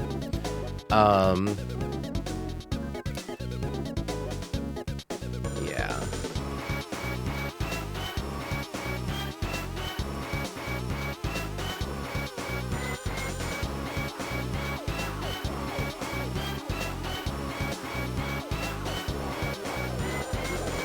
Anyways, I think the music is looping again, but I can't not listen to Now's Your Chance, right? It's so good.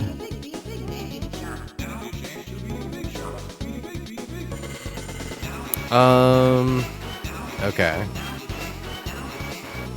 So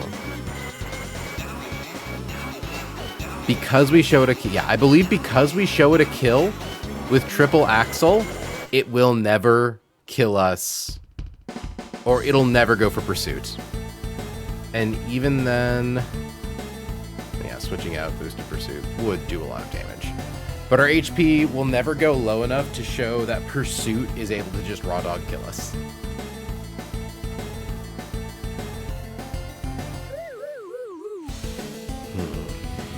I do wish Hannah was here so I could confirm that, but I do believe I understand this correctly.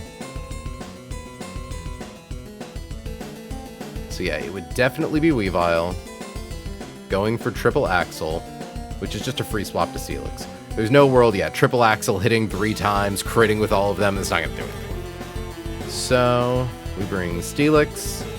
We do that. In comes a Slowbro, who's going to go for Flamethrower or Scald.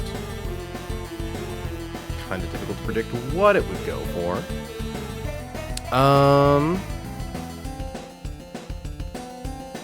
Yeah, and then I think, like, swap to Basculegion.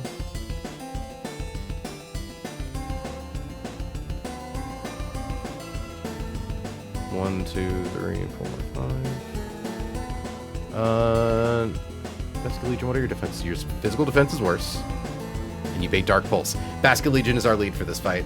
Basculegion does the thing where we bait Dark Pulse into Eldegoss. And also boost Porygon's attack.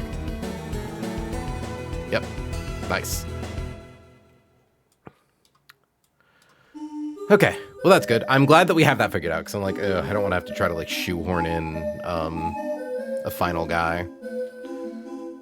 Bum, bum, bum, bum, bum, bum.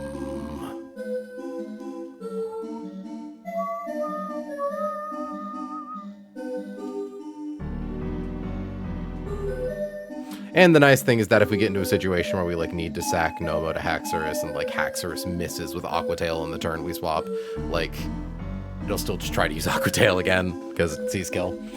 Yeah. Okay. Yeah, so I assume, yeah, Nomo is the thing we would sack if we need to sack a guy. So we bring a Nomo with 25 HP, which is really funny. Okay. Grunt number 3.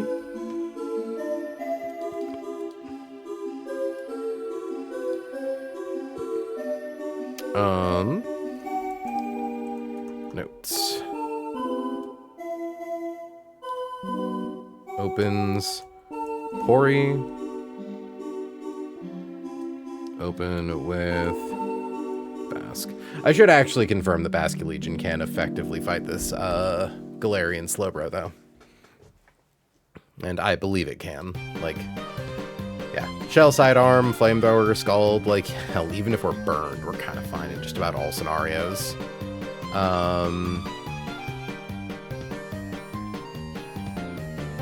Yeah, what is the gimmick to this guy? Like, sure, he has double quick draw, quick claw, but, like, that's it? Is that all he's got? Because, like, yeah, I think we just, like, we wouldn't want to burn. Yeah, we wouldn't want to pre-burn. Swap in, 2-hit KO. I believe we want a pre-toxic. Yeah, like, pre-toxic, equip a Citrus Berry. I hate to do this for the third time this stream, chat, but I do need to run to the restroom, so I will be right back. Enjoy the tunes.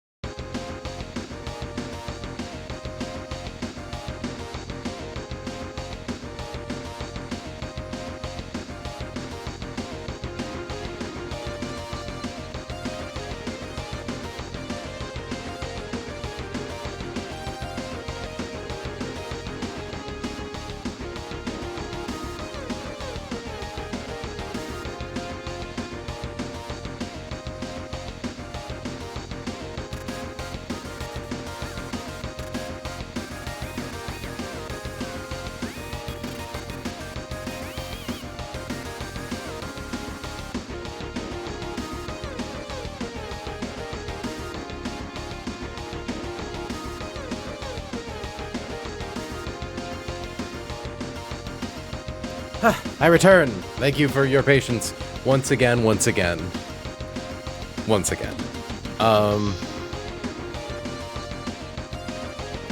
so let me finish writing this down, and then we will review. She's not dead. I'm not dead. My body is just... Okay.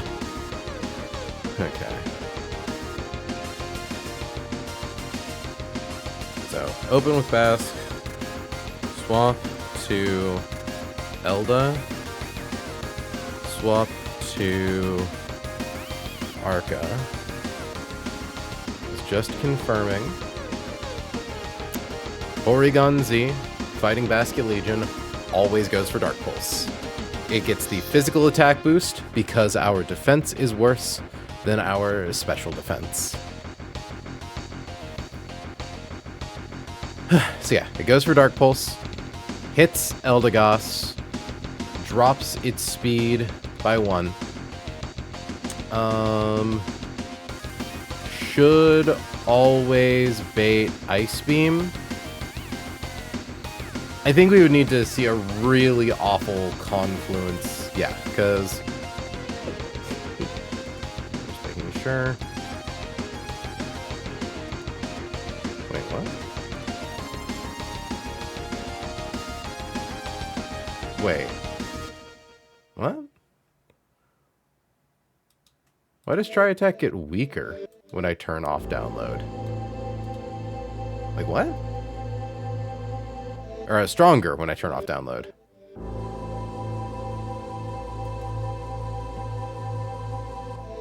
Why is it doing that?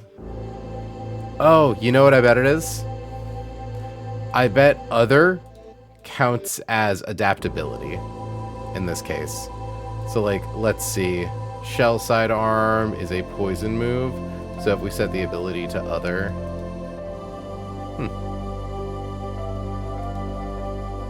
No.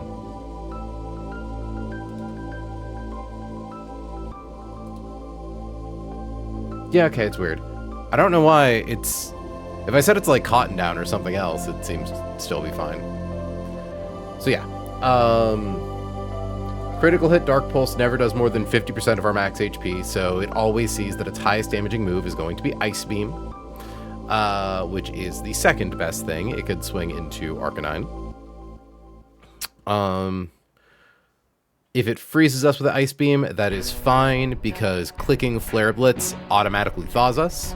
Next turn, it is... Oh, it actually doesn't click Tri Attack. It does click Dark Pulse.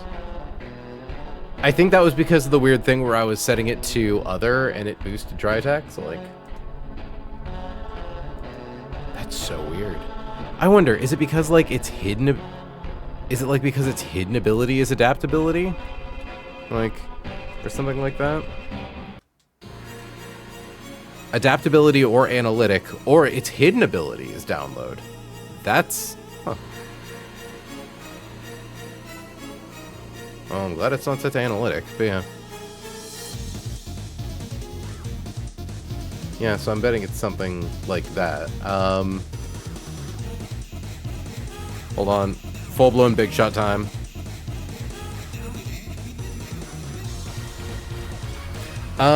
This is good, though, because that means that it's never going to be clicking Tri Attack, which means we can give Arcanine a Citrus Berry. So if we get hit by crit Ice Beam, crit Dark Pulse, I think healing from that should always make it that we never have to worry about Dual Chop from Haxorus.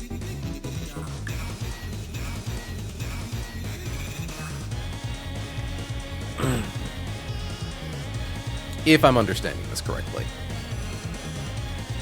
Like, I reserve the right to claw. Like, I kind of almost want to test this, but like, I reserve the right to claws because I'm pretty sure that this is just a bug of the calculator. Okay. So, don't care about what we equip Basque with.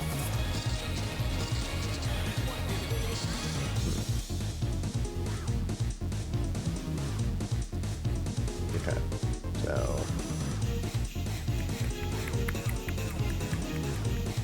yeah, give Eldegoss a Citrus Berry just in case, but none of these items currently matter. So equip Elda and Arca with Citrus Berry. Swap to Arca. We're now faster than it. It's going for Dark Pulse. We don't need to worry about Dark Pulse flinching us because we are faster. So we take 1 Ice Beam, 1 Dark Pulse. We 2-hit KO with F Blitz. Yeah, so we don't need to worry about a Cherry Berry. Okay. Nice to see that we don't have to worry about Truck Attack. Swap to Haxa. Haxo. Okay.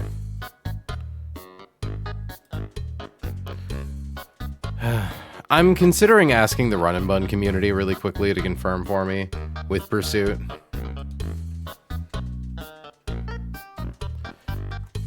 Can I get an expert to confirm that Pursuit works how I believe it does? If you are below 40% but above 20% and not showing kill to Pursuit, and the enemy has a fast kill with a different move, it never clicks Pursuit. Yeah. Gotta read these out loud. Cause it's plus 11 max versus the minimum plus 12 more fast kill.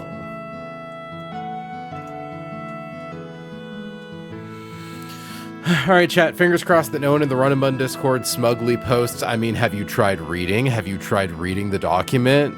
Have you tried, like, using your eyes and comprehending words? And it's like, yes, I just want someone to check my math. All I want is to make sure that someone can check my math so I don't do something stupid. Pursuit's complicated.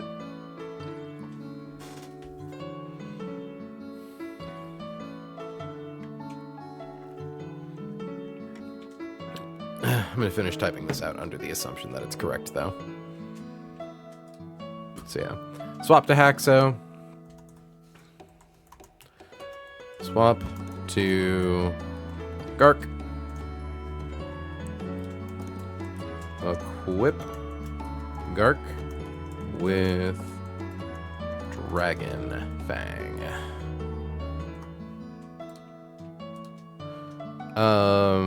If they do that, let me in there. I'll get banned, but it'll be worth.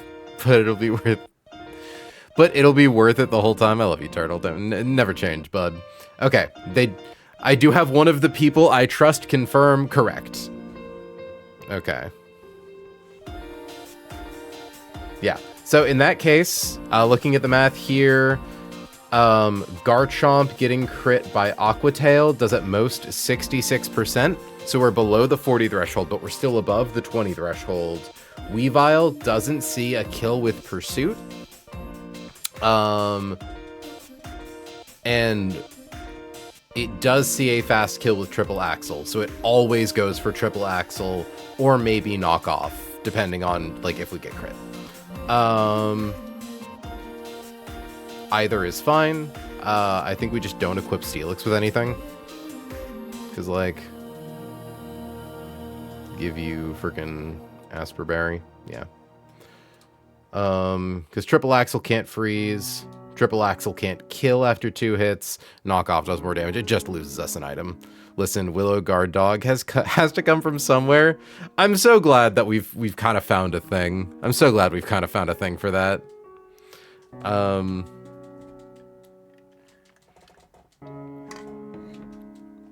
Okay. So, swap to Gark. OHKO with the Claw. Shout outs to Varley outspeeding by 1 point again. The absolute fucking goat. Swap to Weave. Swap to Stee. OHKO with Gabal. Gabal. Gabal now. Gabal.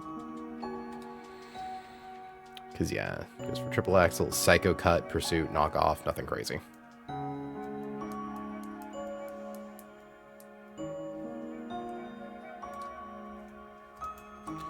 Swap to slow G. Like, slow bro, I feel like there's something to you, man. Yeah, so it's either going to be Flamethrower or Scald, both moves that have a burn chance. Like, do we pre-status Basket Legion?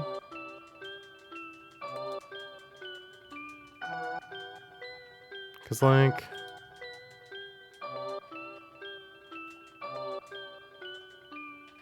we presumably want to beat this guy with...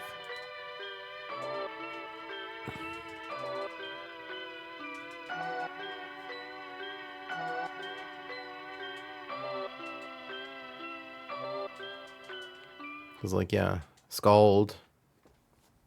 We essentially get hit by, like, 2 Scalds and or Flamethrowers. Oh, shit. Banger alert.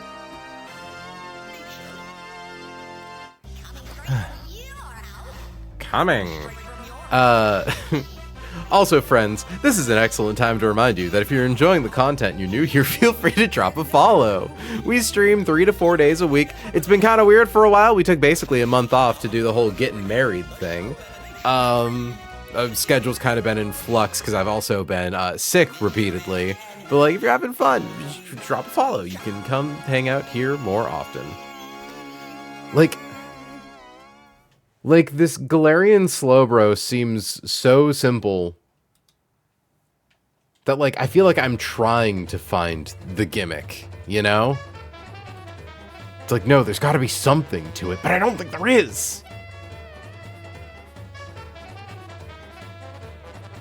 I'd love it if I had a guy who was, like, immune to burn to fight it.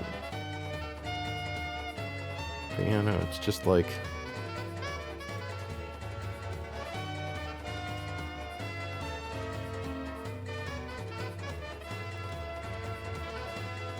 Like, I think I just pre-poison Basculegion, give it a citrus berry, right?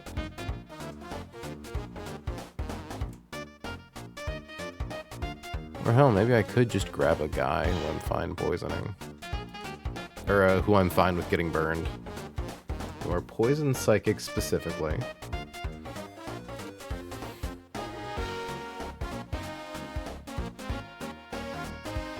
Glow, bro, you confuse me greatly.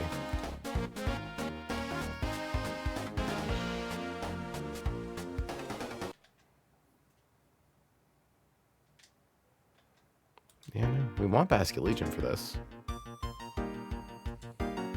Like, I'm pretty sure I can do the math. Like, it's not difficult math. Assuming... okay, we do have to consider that after the first turn, it can go for Shell Sidearm, which does do more damage. Doesn't affect anything if I'm, like, poisoned, right? No.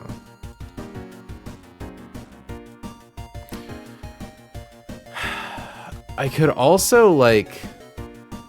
okay, that's actually worth noting. Basculegion can only be burned on the turn it swaps in.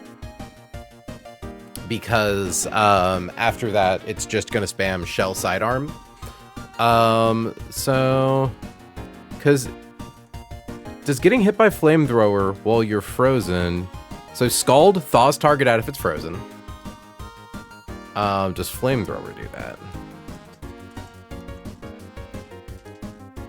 No, I think it's just 10% chance to burn the target. Okay.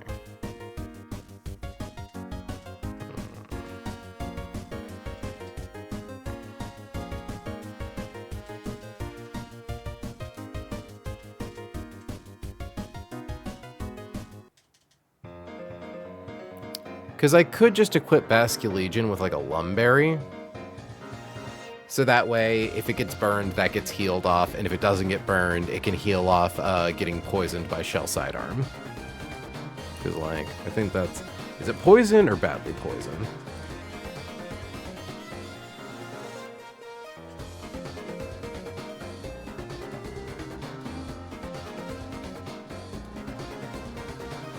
I wonder. Yeah, that's funny. It does pivot dynamically.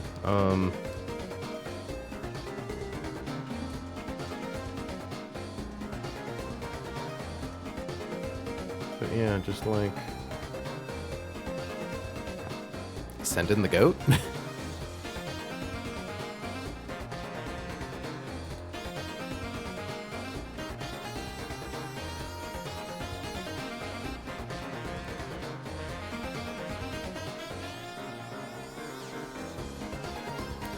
All Rise for the National Anthem. Also, God, Chapter 3 has so much good music. Hold on. Crank that up slightly.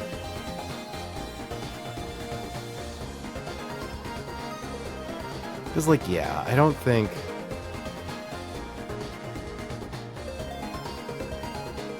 I think Basculegion would need to get crit a lot for this to be a serious issue, right? Like...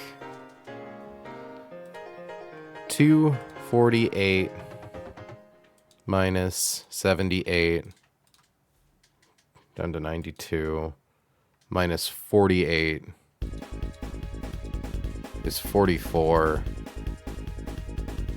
And then, like, what's 2 ticks of poison damage? Hold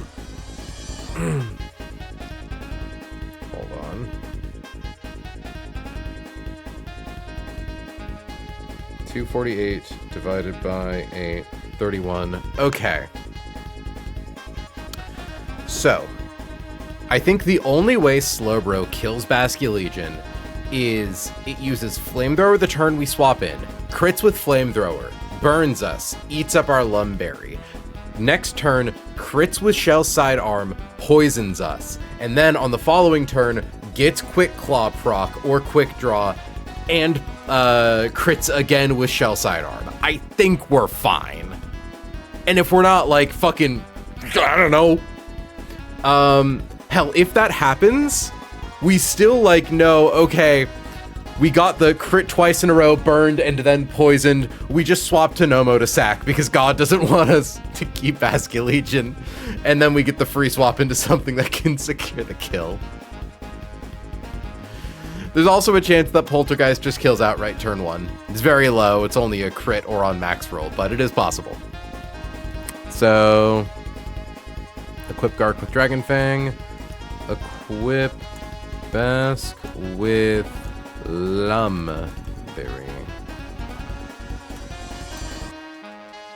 Lady loves a good Lumberry. Tasty, tasty Lumberry.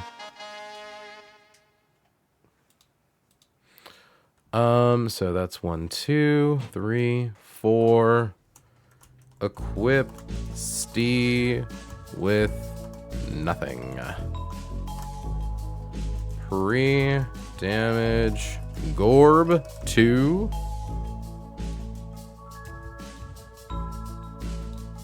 $25.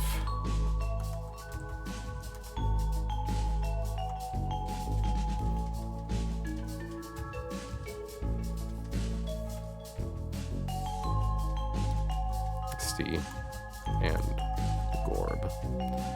So I need to make sure. So I need to run this math one more time, making sure everyone's holding items to make sure that Weavile doesn't, like, come in at a weird point with knockoff or something.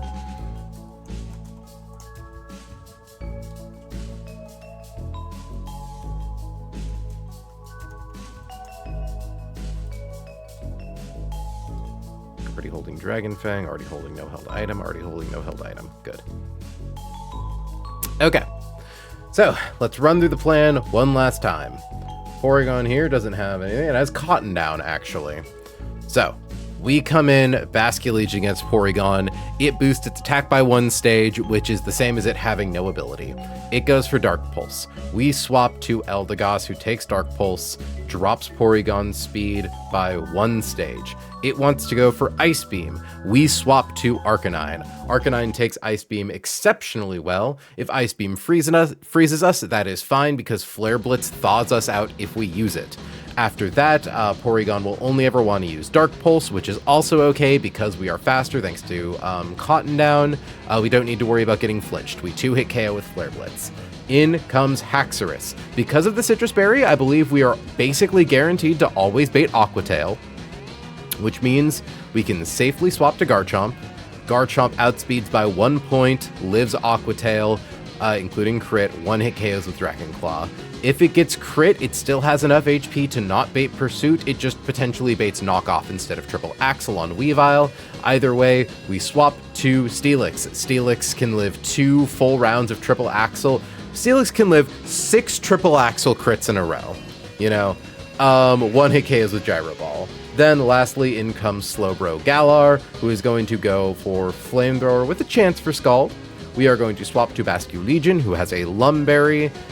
So if we get burned, we don't need to worry about our attack getting dropped. We click Poltergeist, it's going to click Shell Sidearm. As long as we don't get crit like crazy, we're fine. If something goes wrong anywhere along the way, we have Gorobus to just send in to die. Such is Nomo's lot in life. And I just want to confirm something really quickly. Because I'm like, oh, what if this is like secretly a back-to-back? Wouldn't that be insane? Wouldn't that be awful? But I doubt it. And, like, we're changing floors, and I know that this game does like to sometimes jump you when you change rooms. Oh, that's Flannery Split. We're on Winona Split.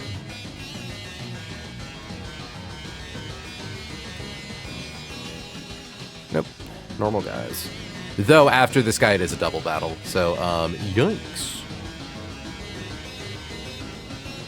Oh, shit. This is actually, after this fight, there's only one more fight, the aforementioned double battle, before, Shelly. The Nightmare Demon.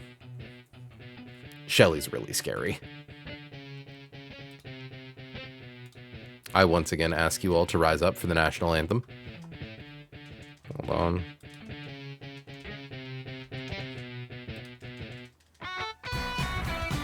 Okay.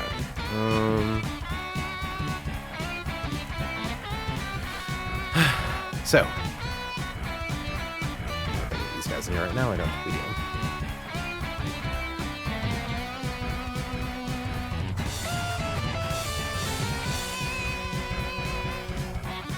Hi, Diosa. Hi, Jane. Pari coming back to do the thing she's incredibly good at doing, which is getting hit once or twice and then leaving.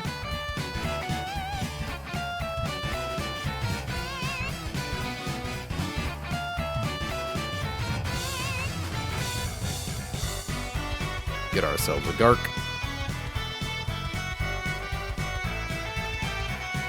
God, I'm so glad we kept Dollop alive this long. There were a lot of points where I'm like, what if I just, like, it takes so long to get Steelix. What if I just sack this thing finally? Just to, like, you know, get good tempo. Like, we nearly sacked Onyx in Norman Gym, and boy, it has paid dividends not doing that. Okay. We want Diosa to have...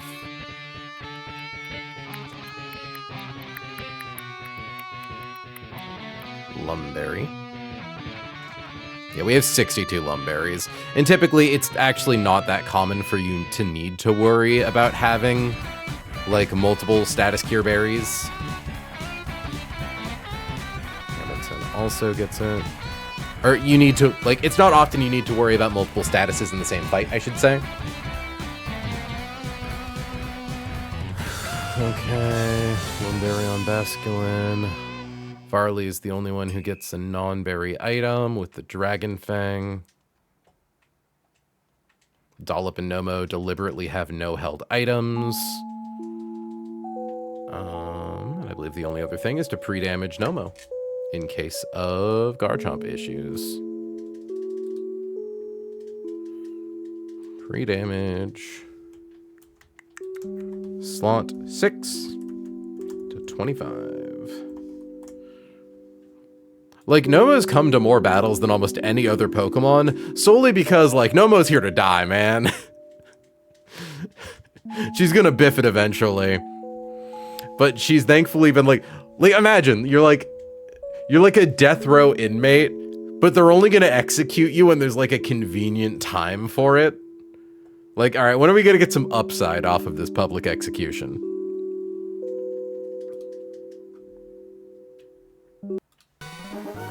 Okay.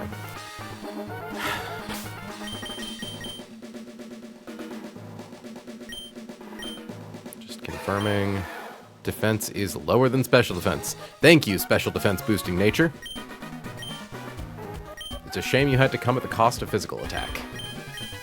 31 attack, though. God damn, this thing's fucking crazy.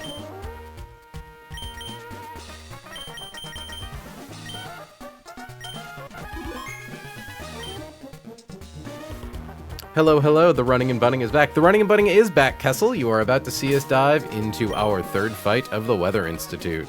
One of the scariest stretches of the mid-game.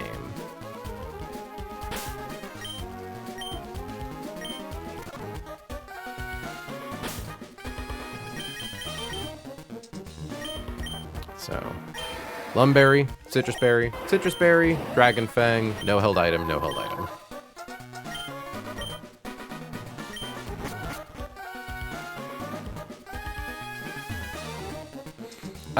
What makes it scary? Some whack-ass fights? Yeah, so the thing that Run and Bun likes to do is when you're fighting, like, evil team trainers, so Team Aqua and Team Magma, to kind of symbolize that they are bad people, they have a lot of really annoying, like, trick items and mechanics that make it really hard to consistently plan their fights. So like that last fight, there was a guy with a focus band. So, anytime it would get KO'd from a move, it has a 10% chance to just not die. Someone on the team has Bright Powder, so all of our moves have 10% less accuracy. 2 Pokemon on their team have a Quick Claw, which gives them a 20% chance to just go first, combined with the move Explosion that they could just randomly click at any point. It's just like really hard to get a consistent line through pretty much all of these fights. I would argue this is the most consistent line, is the fight that we're about to go into.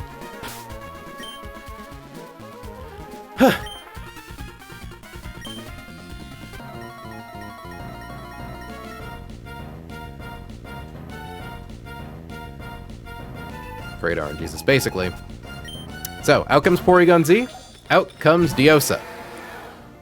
We are bringing in Diosa so that it specifically boosts its physical attack. Porygon Z does... so, for those who don't know, Download is an ability that boosts either your physical attack or your special attack, depending on what your opponent's worst defense stat is. Diosa has this very useful role of boosting Porygon's physical attack, because it has no physical moves, and always baiting Dark Pulse as its attack. Because Dark Pulse does the least damage out of all of its moves to Eldegoss.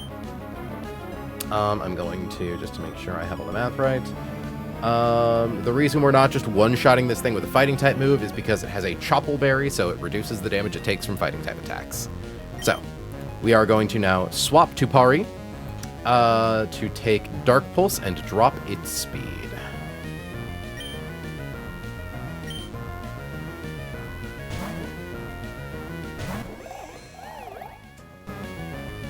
Dark Pulse.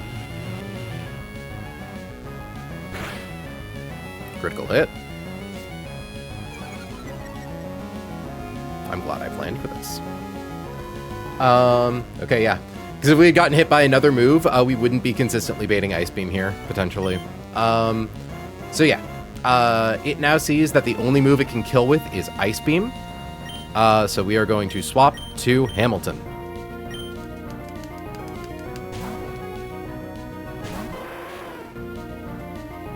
Hamilton takes at most 17% without crit. Okay, good. If Hamilton got frozen, it would be able to thaw itself out with Flare Blitz. It's going to want to go for Dark Pulse this turn. That just does the most damage, but we don't need to worry about Dark Pulse flinching us. We 2-hit KO with Flare Blitz. We ignore recoil damage thanks to Rockhead.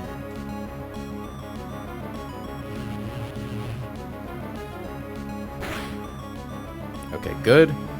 We did not use up our citrus berry, and we have more than enough HP to always bait Aquatail on Haxorus. Next thing in line that sees a kill on us that is faster than us is Haxorus. Haxorus sees a kill with Aquatail. Its ability on Nerve prevents us from eating berries. That's fine. Aquatail does at most 44% to our dear friend Varley.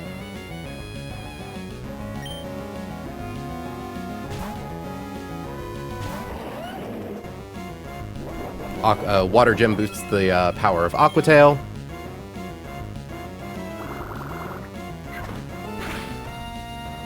Rough Skin. Okay. Not getting crit means that we are definitely certain that we know what Weavile's going to be doing on its turn.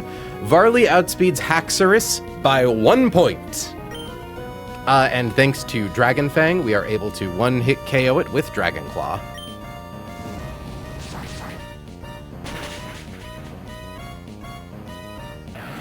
Next in the line is Weavile, who sees a one-hit KO on us with Triple Axle and Knockoff, actually. It doesn't matter which one it clicks, thankfully. We have enough HP to never bait Pursuit. I don't believe, I did the math, there was never a situation where even if we got a max roll crit, we shouldn't have baited Pursuit because we showed it a fast kill with Triple Axle. We are going to now swap to Dollop. Swallop to Dollop. Knockoff. We're specifically not holding a held item, just in case it went for knockoff.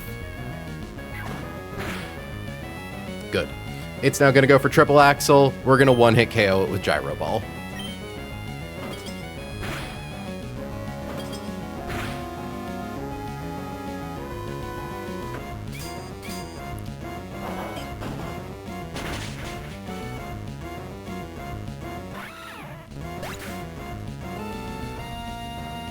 And last in line, though technically second in line, is Galarian Slowbro, with Shell Sidearm, Flamethrower, Scald, Slack Off, and a Quick Draw, Quick Claw. The only way we lose this is if we get truly the worst possible conflagration of, like, RNG rolls of all time. It needs to crit us like 3 times in a row and land its status on all of its possible move hits. We are going to swap Dollop. It can't go for Shell Sidearm because we are a Steel type. It's going to go for either Flamethrower or Scald, more likely Flamethrower. We would prefer to see Scald no crit, no burn. Though honestly, actually, I think we'd prefer to see Flamethrower, if only because it has a lower chance to burn us. We'd prefer to not use our Lumberry on burn. Either way, we finally bring back Diosa. Flamethrower. Okay, that's good. As long as it doesn't burn. Okay, good. I think we're basically guaranteed now. Because now our Lumberry makes it so that we don't have to worry about taking insane, like, chip damage from getting poisoned by Shell Sidearm, and then it, like, quick clawing into Slack Off. It could be a whole thing. Now the question is, do we get the Poltergeist one-hit KO? It only one-hit KOs on max roll or a crit.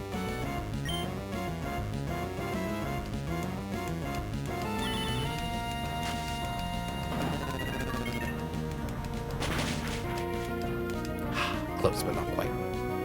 Shell Sidearm. Perfect. And we win.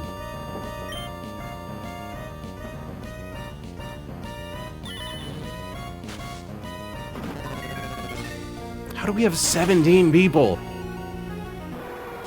Jesus Christ, folks. Thank you all so much for welcoming me back from my hiatus with aplomb. Like, geez, we have had insane numbers on the past 3 streams.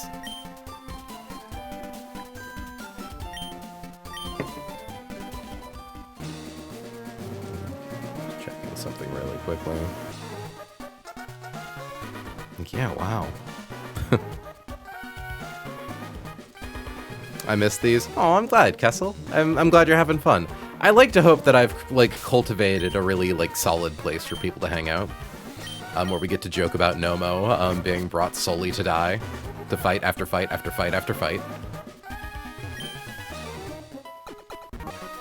I'm playing The Binding of Isaac while I listen. Honestly, that sounds like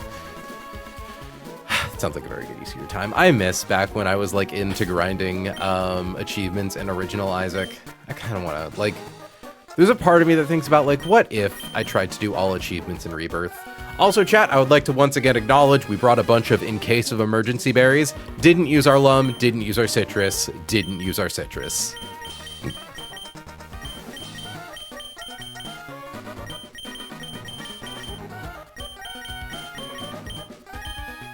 I'm playing Repentance Plus right now. I don't even know what's in that game these days.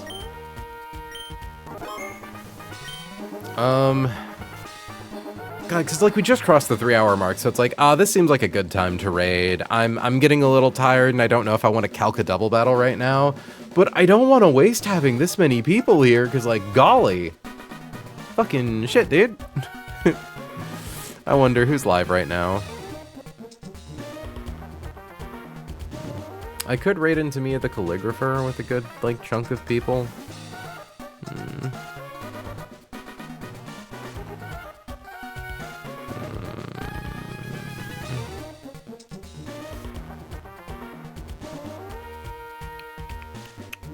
Could be fun, yeah.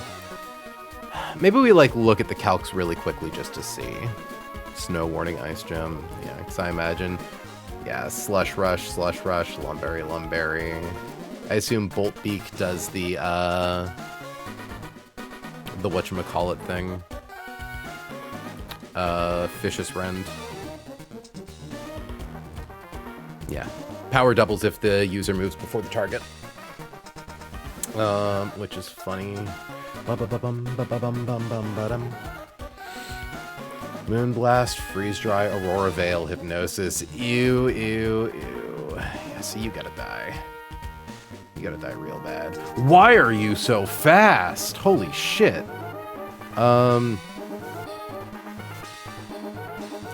Talonflame can kill it. With an outspeed, too.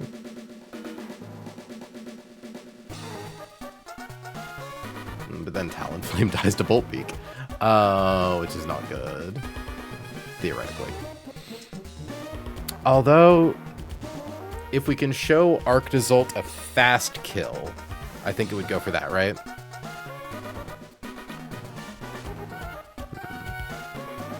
Because, like, we definitely don't want this thing getting off Hypnosises. We definitely don't want it setting up Aurora Veil, which means we do have to deal with the left side of this fight first. Like, Liepard isn't particularly difficult to kill. And yeah, all we have to do is, like, a lot of things. It's faster than basically everything. So all we have to do is bait a Boltbeak into something like Varley. Now, if only there was a way to bait Icicle Crash, but not Blizzard.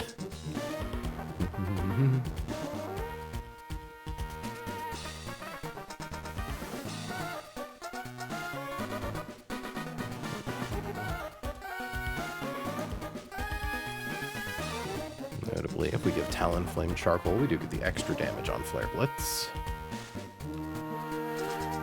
Or we could do this with Arcanine and, you know, just bait a kill on something else, because, like, we're kind of fine. Or actually, I suppose as long as we keep baiting kills with Ninetales on other things, Arcanine can wipe out this side of the field. Like, well... Okay, it can't wipe this side of the field. Do I have something that can kill both Arctozolt and Arctovish?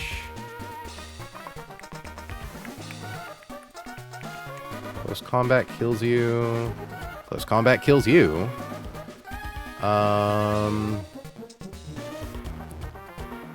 Defense -1. Special defense -1. So as long as we're at full HP... Yeah, actually.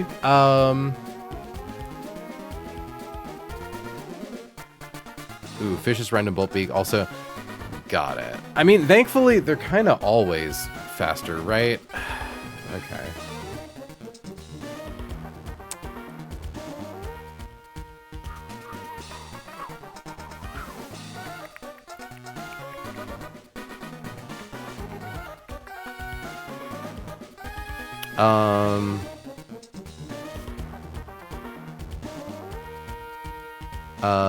Does not see double damage if your Pokemon has any priority moves. So we can actually use that to our advantage a little bit, because then that means that it never goes for Bolt Beak into Lucario because of Vacuum Wave. But it can see it into... So, how does that interact turn 0? Like, does it see Bolt Beak on one of my flying guys turn 0? Like, oh my god, okay. Oh god, analytic bug is so hard to figure out on its own, let alone a double battle. Hold on, I'm gonna ask the Discord. So, here... Bolt. I mean, thankfully, actually, it's only Arctozolt that I have to worry about it on. Because, yeah, Blizzard, Hydro Pump, Freeze Dry, Ancient Power, all of these moves, like, not a problem. So there's only one guy who has a thing that does Giga damage if it outspeeds.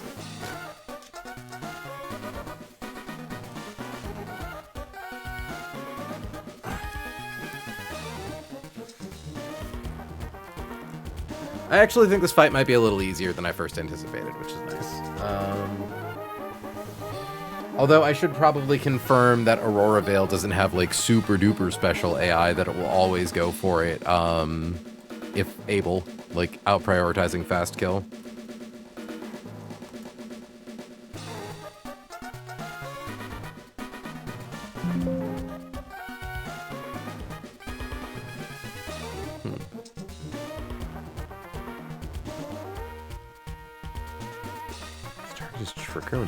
What? Okay, so I assume Aurora Veil has regular screens AI.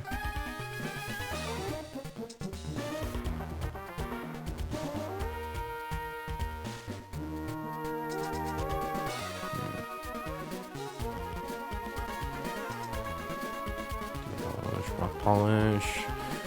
Defensive setup, offensive setup. Poisoning moves. Yawn. Will-O-Wisp, Thunder Wave, Memento, Explosion, Substitute, Light Screen, Reflect.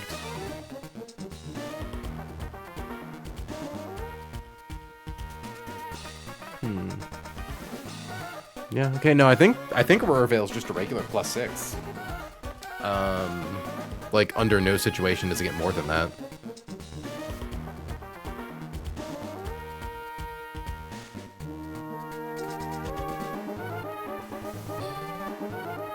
Okay. And notably, it, like, doesn't even have... Yeah, it doesn't even have, Light Clay. We do need to account for the fact that it has an Ice Gem, though, to make sure that, like, after turn 1... We need to make sure that we, like, bait Moonblast turn 1 or something. Or Ice...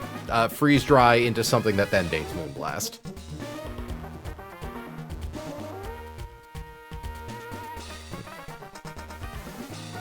Because Moonblast drops special attack, yeah. Yeah. I don't think this fight is going to be that bad. So, I'm just going to ask the Discord. Does analytic bug work when it's T1 of a battle?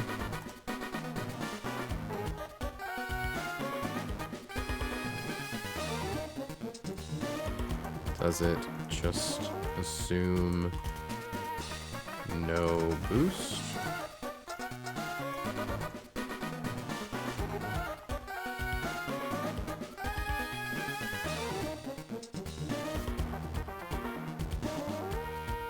Ads piss. Oh, I mean, Kessel. There's one way to get around ads, baby.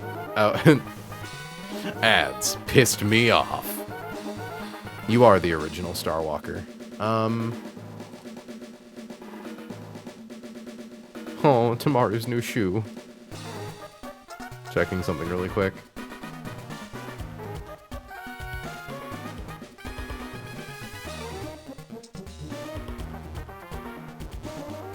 Rather be pissed off than pissed on. Real shit. Also, hey, the Fuzzy. Welcome to the stream. It's been a minute. Unless you've been here and I just haven't noticed.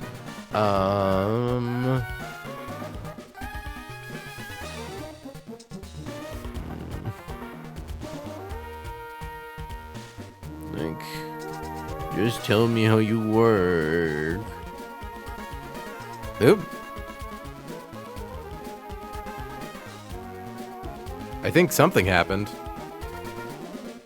I got like a notification at the top of screen, but that's it. Did someone just sub? Did someone just sub? I'm actually not sure.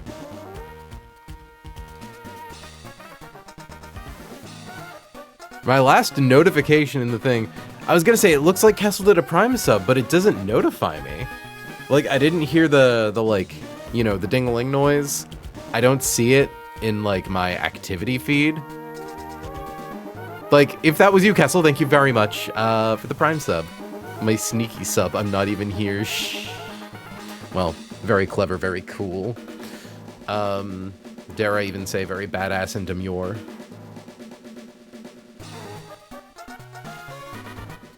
When I do eventually have a consistent source of income, you are one of the first/only streamers I'll spend my money on. Watermelon. Thank you. I like your money, please. Nah.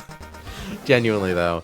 It fills my heart with a lot of, like, pride and accomplishment that, like, my streaming career has hit a point that I have enough people who are on, like, renewing subscriptions that I'm basically guaranteed to make enough money to get my Twitch payout every month.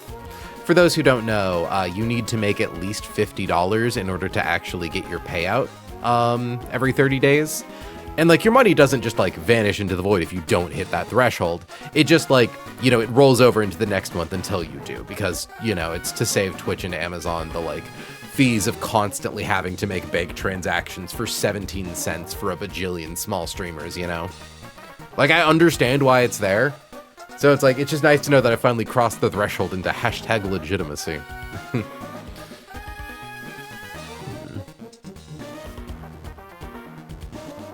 Man, Lucario's cool.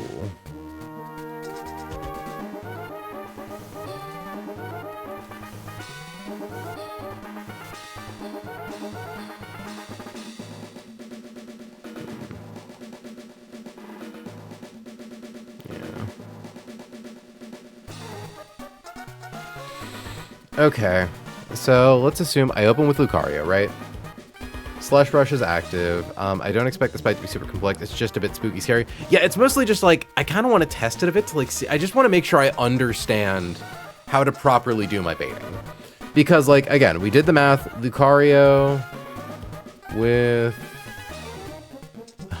I am impressed. Close combat, Black Belt does not kill Ninetales, but Meteor Mash does. But yeah. CC is able to KO Arctozolt. Out of curiosity, if I'm a +1, yeah. So we're able to KO Arctozolt, and we don't show it kills. So we need something... So I think turn 1, we want there to be... Like... I don't think we have a flying type that's weak to both ice and electric. Because Corviknight resists ice... Damn, Corviknight. Okay, fucking pop off with Iron Head, why don't you? Jesus. That's insane. Yeah, mash 4 times super effective is crazy. I do need to remember that, like, it is times 4 super effective, even if Ninetales, like, you know, is, like, mildly bulky. Yeah, it's specially bulky. So... I mean, it doesn't need to necessarily bait Volt Beak, right? It could be something that's weak to ice moves. But it's hard to find something that's weak to Blizzard, that like baits Blizzard but not Icicle Crash. Because obviously we can't have it use Blizzard turn 1. Because then that would soften up Lucario too much.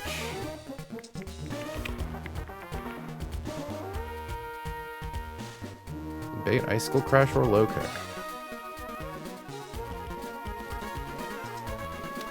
Freeze Dry at 38%. 38% baits Icicle Crash or Low Kick. So it'd be 2 ice moves or an ice and a fighting move. Like, okay, fighting's not good for you.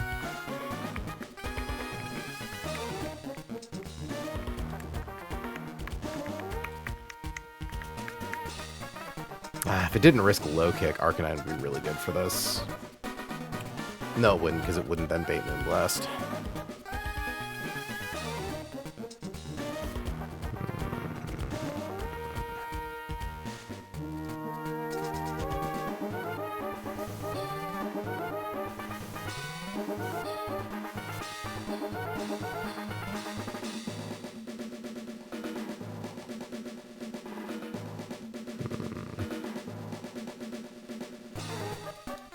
Notably, that is freeze dry, so...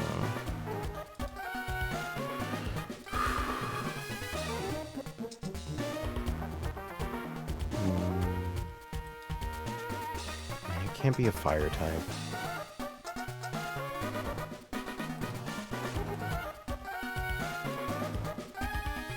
You bait freeze dry.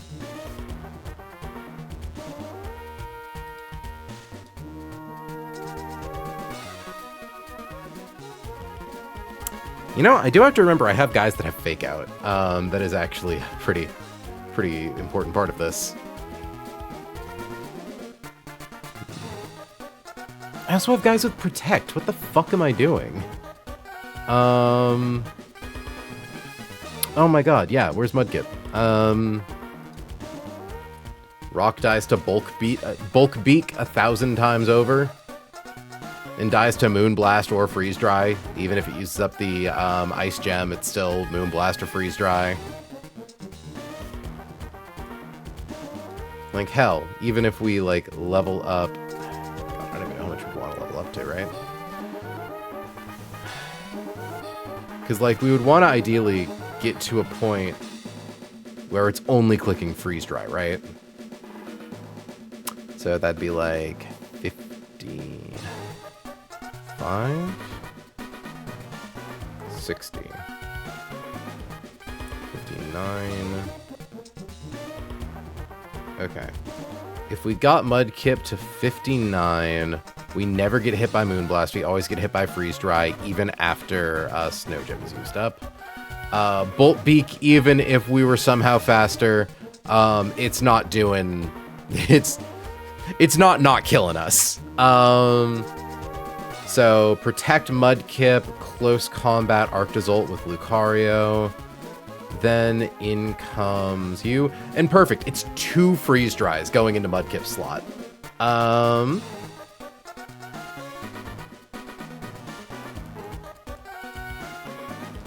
Yeah, even if we, like, level up, we're fine. So, 2 Freeze Dries into Mudkip.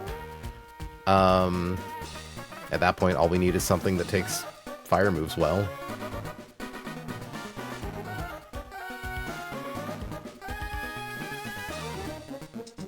Kinda you, but not really. You're, like, neutral. Probably just, like, Arcanine, right? Yeah, Freeze Dry. Freeze Dry. Okay, I think the plan is level up Mudkip to 59.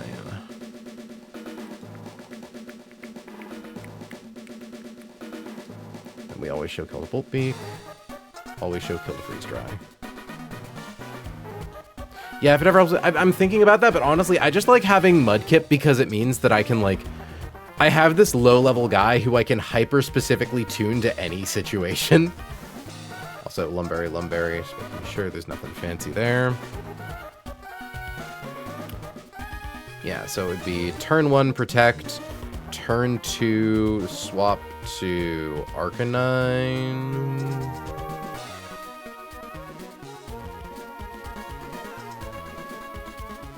And the nice thing is that after Lucario has dropped its defenses after the second close combat... Oop, wrong thing. I believe...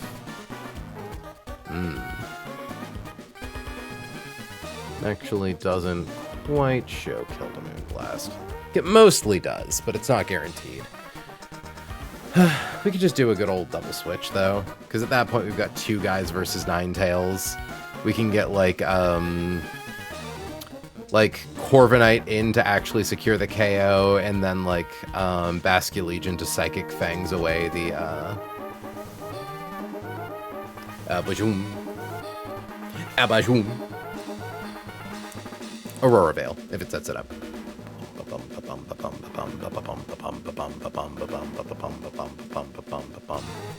Because like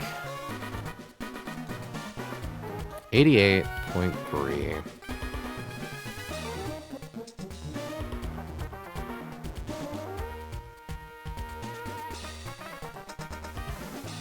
Yeah. Depending on how it sees the math for Bolt Beak working out, we can't pre-damage Lucario too much. Baby Needy Poi. Well, thanks for hanging out tomorrow. Hope you have a good one, Lixie. Hail is also happening. Ooh, Hail is happening every turn. Yeah, so I definitely need to account for that chip.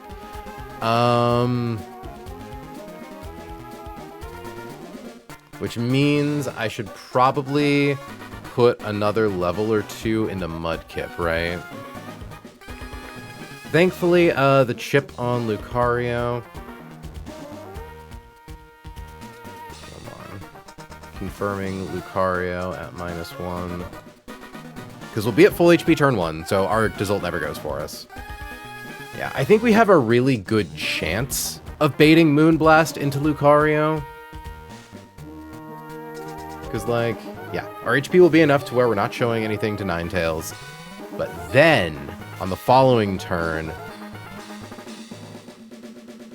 Ooh, hold on. Hail might make it exactly that we show Ninetales Moonblast kill. We might actually be able to turn the Hail to our advantage. 181 divided by 16 is 11. So 181 minus 22 is 159. Insane.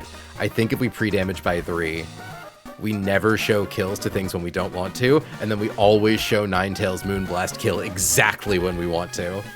That's fucking crazy. Oh, Hannah, you're so smart. You're so smart, hun. Thank you so much for saving my ass from forgetting about the most important part of this whole gimmick.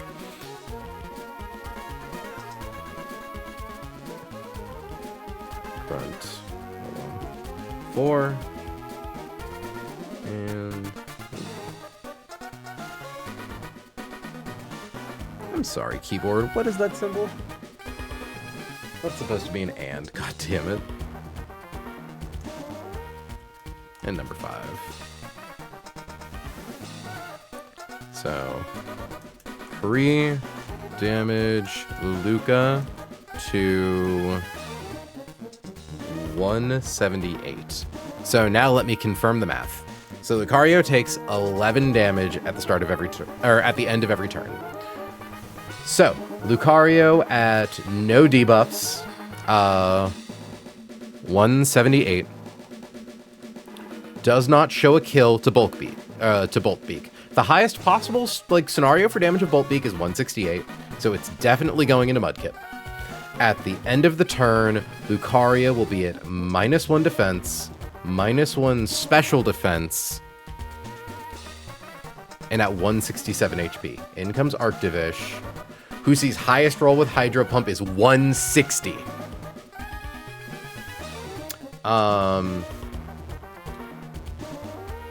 And highest roll on Moonblast is 139. Never clicks it. At the end of this round, Lucario will be at -2, -2, lose another 11 HP, is down to 156, where we now always show kill to Moonblast. That's so fucking slick. And do we need Black Belt for these KOs? We do, because we won't be able to get Arctivish without it. Pre-damage Luca to that. Equip Luca with Black Belt. Just confirming that Hail does the amount of damage that I think it does. Because I believe it's 1/16. Yep, 1/16 at their max HP. Cool.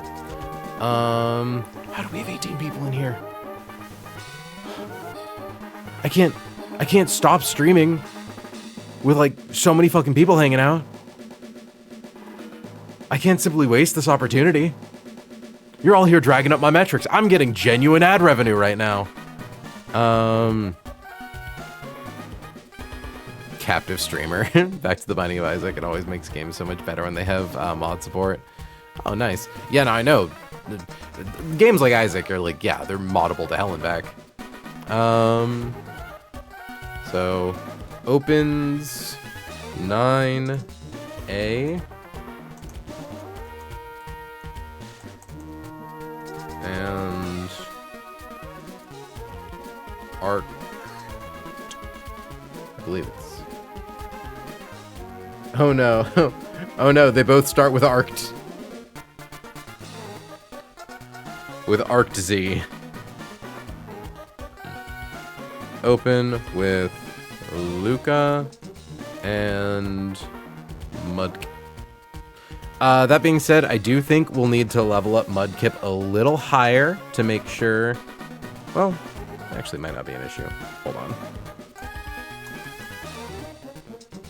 Because I now need to make sure I do the math again with Mudkip. Because I need to get its level high enough so that after Hail Chip, we're still baiting Freeze Dry and not Moonblast.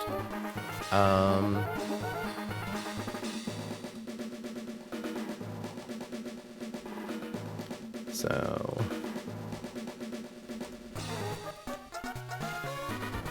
do it.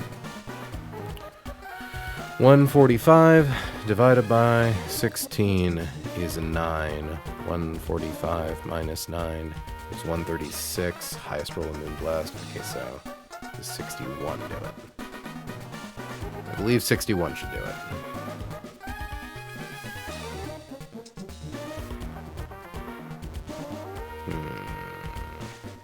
Oh, but at that point we have 147. 147.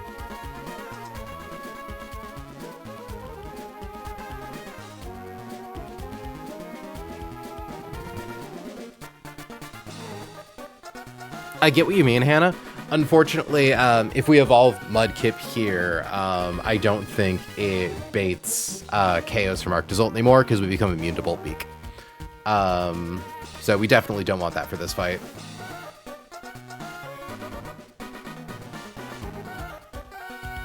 So hold on. Because I did also forget if we're at 60. Yeah, so 145.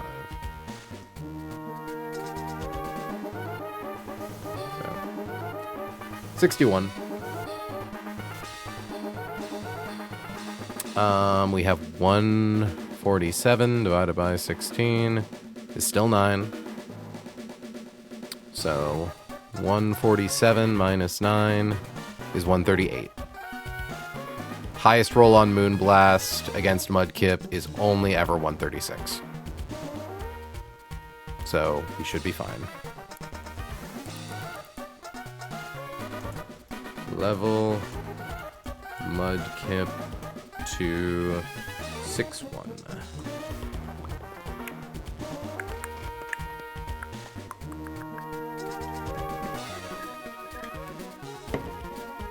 Okay. Yep. 1 second. 1 second. Oh, wait a second. Am I just not getting my notifications from Twitch? Hold on a second. Yeah, because I think I just... Hold on. When did that happen? I got an email that said I got a follower from BunnyLight16, which is incredibly cute, but I don't see it in my fucking, like, notification feed anywhere. That's so weird. Why am I not getting my notification? I noticed. I didn't hear any sounds either.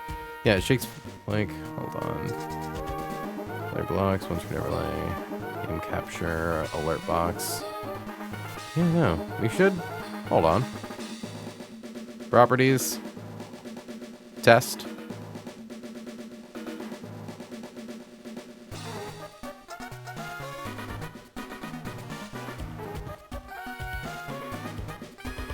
Hold on. Okay, so I'm testing follow.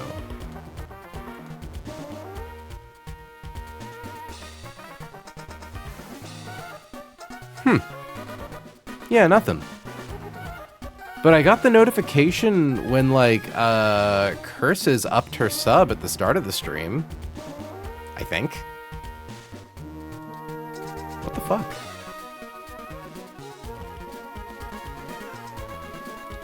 Okay. So, level Mudkip to 61. I mean, regardless, if you're still here, thank you very much for the follow, BunnyLight16. Incredibly cute username.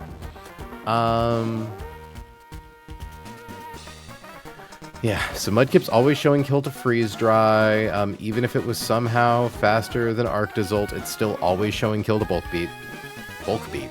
Bolt beak. Always showing kill to freeze dry on Arctovish. Good.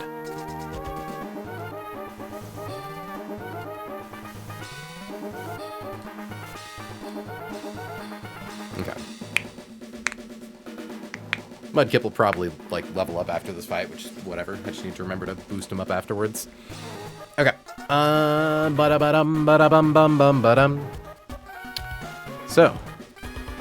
OHK. O. Arct Z with C. Combat. Use. Protect. No, not the Mudkip level. Hey, Mudkip level genuinely kind of matters. We're like trying to fine-tune this thing as much as possible. Boy, I have an Isaac mod that replaces all the music with the Homestuck album songs. So cool to be able to customize like that. Oh, golly. Truly, the ratio of Homestuck people in my audience to people who are me is larger than I would expect. But I suppose that's what happens when you're like transgender and play Toby Fox games. Fish meat water. Kessel, did you just very ever so slightly change the color of your like name in chat? Because we're from Tumblr. That's true. I like it. It's like a slightly dustier blue. Okay. So yeah. Use Protect. Swap to 9A and Arct.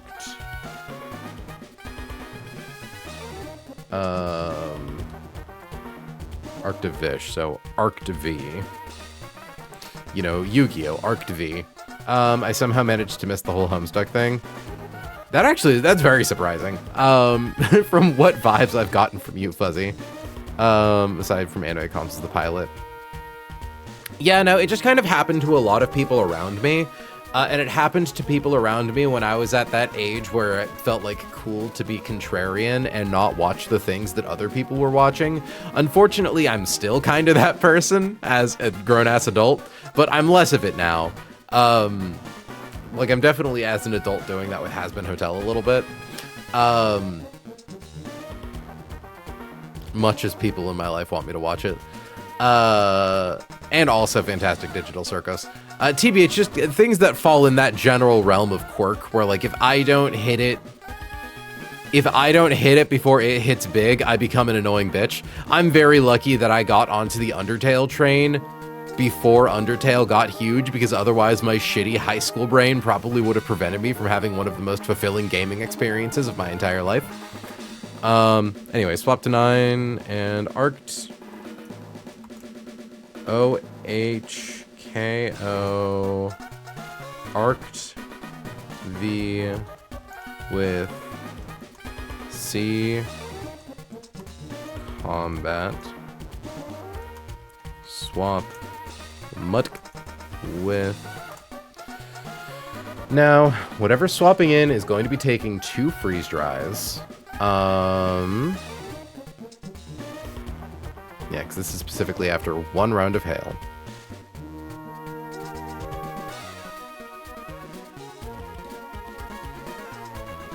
Like, it's probably Arcanine, right?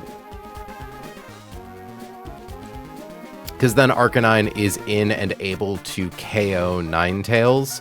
Because once again, Flare Blitz lets us de-thaw ourselves if we get frozen and KO Ninetales. And Ninetales will be too busy trying to Moonblast Talon to do much about it. So yeah, I think it's swap Mud with Arca. Swap to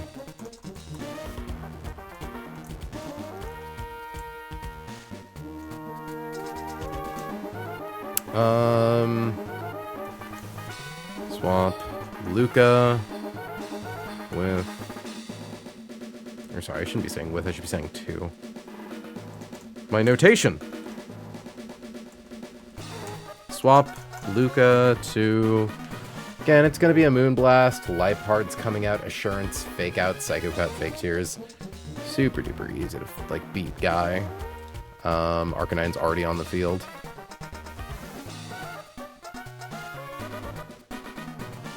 Moonblast doesn't do a lot. 176. I'm like, do I have a guy who's faster and can use Fake Out just for the funnies? And I don't think the answer is yes. Yeah, Moonblast would actually probably do a little bit.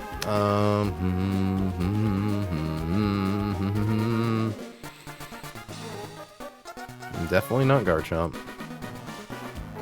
Just who takes Moonblast the wellest? It's probably Corv. Corv or Steelix. Prankster, Psychic Gem. Funny. Assurance is the move that makes you take more damage, or that does more damage if you already got hit that turn, right? Yeah, power doubles if the target was damaged this turn. Other than direct damage from Belly Drum, Confusion, Curse, or Pain Split. Huh. Funny.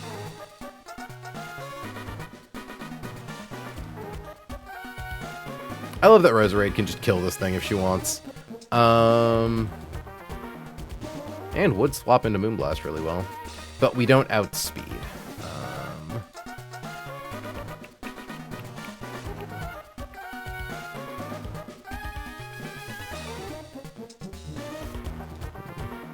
Yeah, Moonblast would kill Greninja.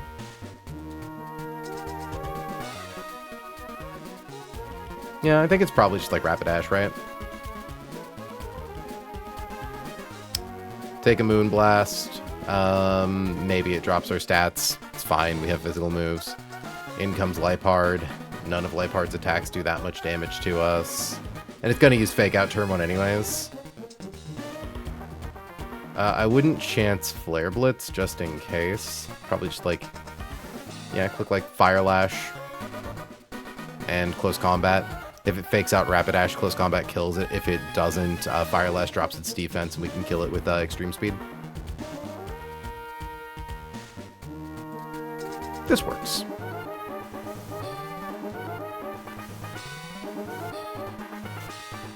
Swap Luca to Crappy. OHKO 9 with F Blitz. Swap to Purgel. Swap to Pearl. Use F Flash. Use C Combat.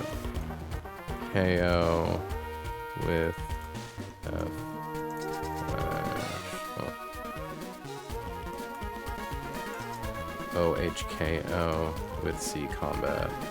KO with F Flash. KO with E Speed. Okay, little Mudkip to 61. And we have two nice little flex slots. Can bring Grand Bull to fight Lipard for the funnies. Yeah, we'll bring Grand Bull. We'll bring God's Most Sackable Fish. Yeah, well, I wanted to call stream, but I guess we're going to do another fight, actually. Turns out that this double battle was more of a straightforward calc than I was expecting. I mean, I'm not expecting Arcanine to take any damage from anything. I think we give it a Citrus Berry just in case. Like, we're still going to get hit by, like, 2 Freeze Dries, plus Hail Chip. We want to make sure that this thing's healthy enough to not, like, get any weird shit from Lipard.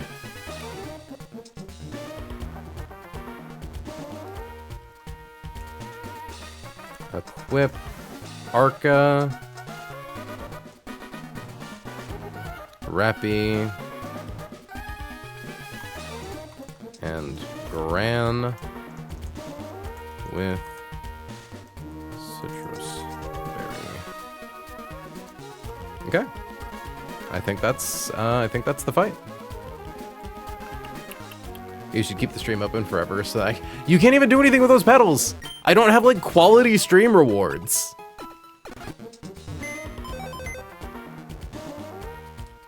Like once you get fucking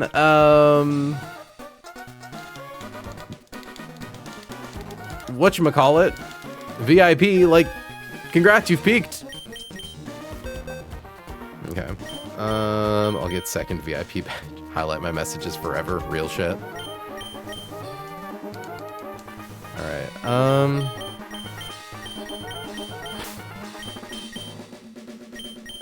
hello, Talon. Out of curiosity, Maisie, you're level 57. What do we have you as in here? 57. Just making sure.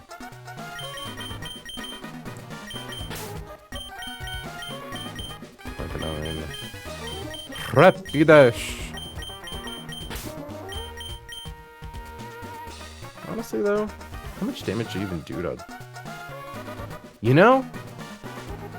I put in all this work to level up Mudkip, so that way Arcanine would always be guaranteed to be hit by Freeze Dry. Moonblast does less damage. So, hold on, I might make some slight adjustments, because I don't think we actually need to level up Mudkip for this fight.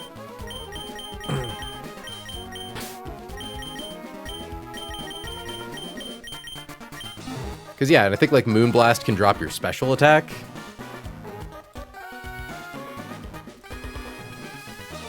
Yeah, 30% chance to lower target special attack by one stage. Hamilton doesn't have any special moves. Yeah, okay. Hold on a second. So we're currently 52. Yeah.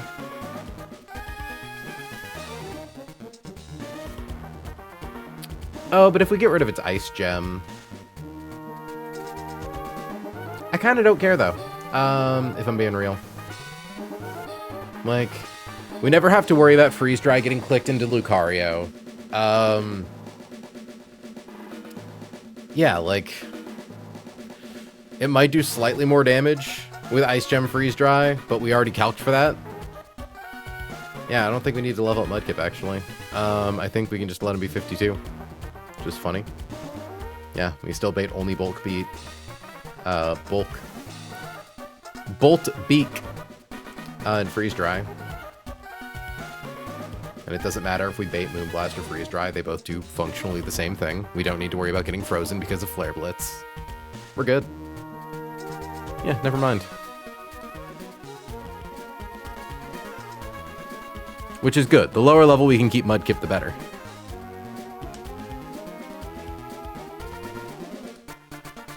Okay. Ba-da-ba-dum, ba-da-bum-bum-bum-ba-dum. Get my notes open.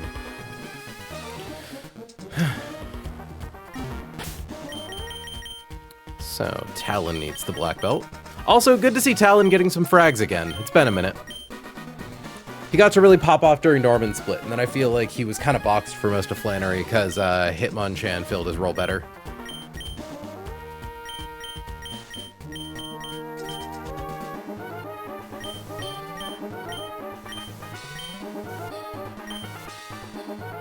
Citrus Berry, get Kami in a Citrus Berry. Give Duchess a Citrus Berry. Nomo gets nothing. And now all we have to do is pre-damage Lucario just a little bit. Pre-damage slot 1 to 178.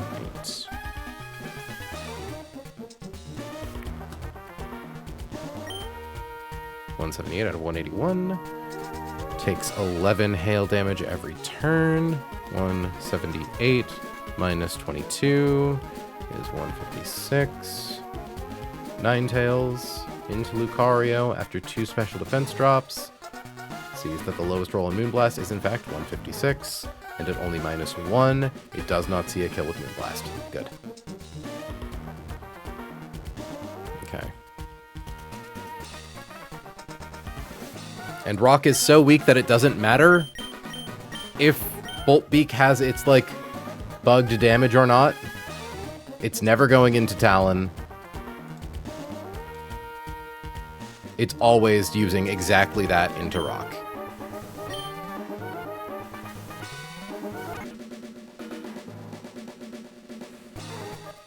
I am impressed how many fights we've managed to get done today.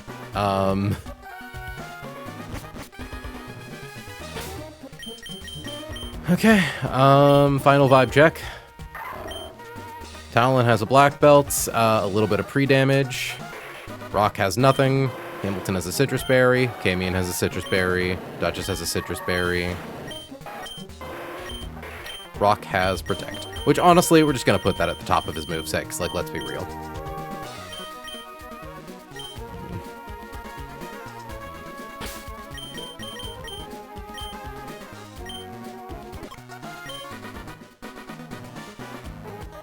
Okay. A little nervous, but it's fine. No priority moves, nothing fancy. You're always clicking one specific move. We're good. We're so fine.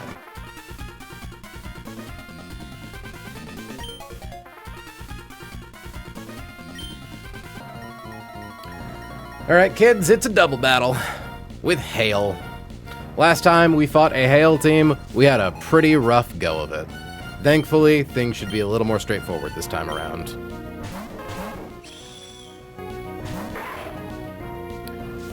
Ninetales sets up Snow Warning. Every turn, we're going to lose 1/16 of our max HP. For Talon, that is about 11 HP. For Rock, that's 9, I believe. It's actually a lot less. It's probably like 8, because we didn't have to level up Rock. Turn 1. Talon is going to click Close Combat into Arctozolt, which is going to one-hit KO it. It won't be a fast one-hit KO, but it will be a one-hit KO. Both Arctozolt and Ninetales see kills on Rock, so they are both going to attack into Rock, who is going to click Protect.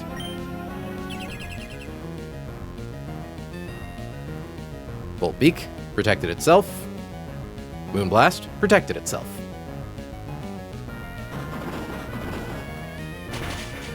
Talon has dropped his defenses, not enough to show kills to either of these guys. Once again, we are in fact benefiting from bulk Lucario. Like, Lucario having perfect defenses and a plus defense nature and just really solid special defense is doing a lot to stave off, Rocket level 53. Doesn't matter. This worked if he was all the way up to level 61. But I do now need to update his level in the calculator, so I don't forget to do that. Now, in comes Arctovish. Talon at -1 defense, -1 special defense, 167 HP, does not show a kill to Arctovish. Arctovish's highest damaging move into Talon is Hydro Pump at 160 damage. We still do not show a kill to Ninetales, who sees a kill with Moonblast who sees highest damage on Talon with Moonblast is 139. So they are both going to attack into Rock. Ninetales is going to be either Freeze Dry or Moonblast. Arctovish is always going to be Freeze Dry. Confirming. Confirmed.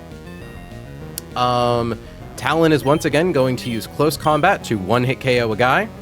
We are going to swap Rock into Arcanine. Arcanine takes Moonblast and Freeze Dry exceptionally well. So come on out, Hamilton.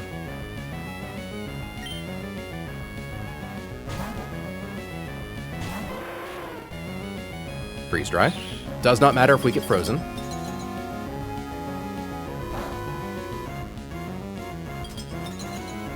Does not matter if we get frozen. Uses up Ninetales' Ice Gem to make it just a little stronger.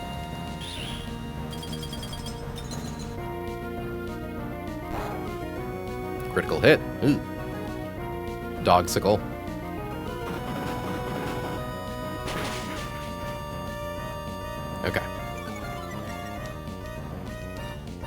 Thankfully, none of Ninetales' attacks do a lot of damage into Arcanine, so even though we got crit... Plus, I think the Hail might actually proc our Citrus? No, I don't think it will. Okay.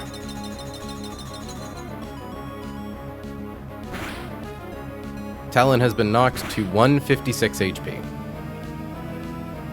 So let me confirm. Our defenses are now at -2. -2. 156 means that Ninetales always sees a kill with Moonblast into Talon's slot. We are going to swap Talon to Camion. Hamilton is going to click Flare Blitz. That will thaw him out, and it will one-hit KO Ninetales. Ninetales' highest damage roll into Hamilton's slot only does, at most, like 18%. So, this should clear the floor.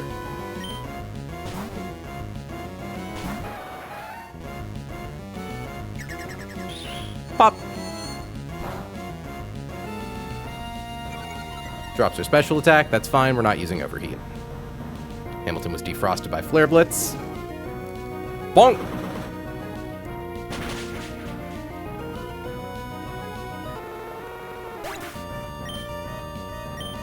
Now Hail should proc our Citrus Berry.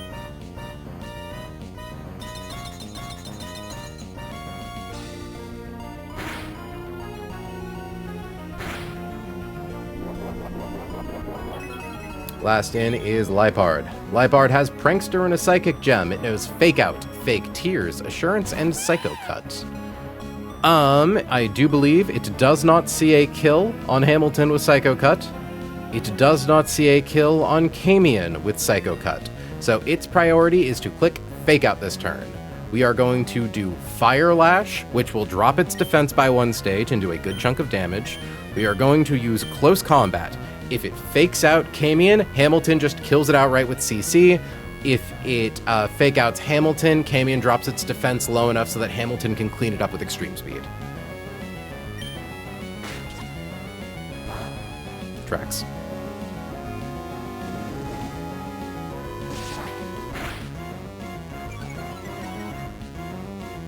Its defense has been halved. Ooh, hold on. Wait. Defense, -1. Yeah, we're good.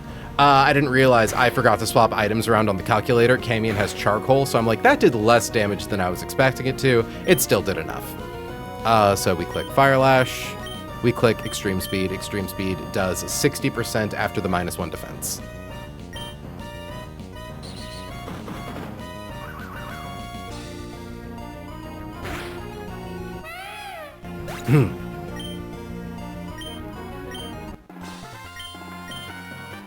All right. Very clean. Sans a few little hiccups here and there.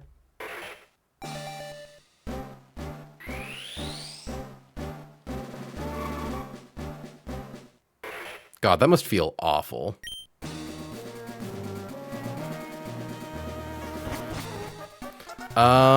Okay. Only fight left in the Weather Institute is Shelly. Shelly's a fucking nightmare from what I've heard. This is really crazy. So, the thing that made me feel like maybe I too could run Pokemon Run and Bun was looking at Smallest Ant play the game and like seeing his VOD uploads.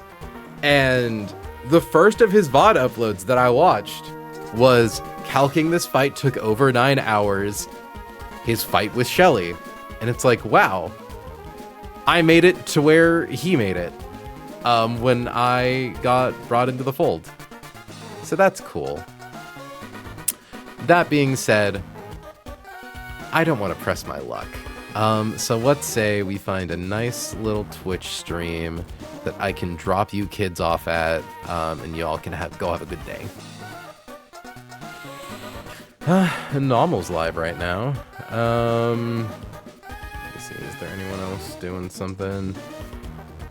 Might just drop y'all into Normal. Playing Psycho Sleuth. Well, let me look up Run and Bun, see if there's anyone else doing it right now. Ah, they're French.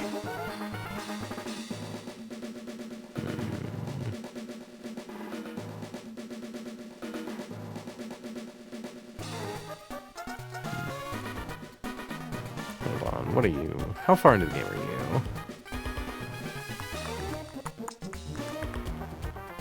I'm trying to like look at someone named Zukoska.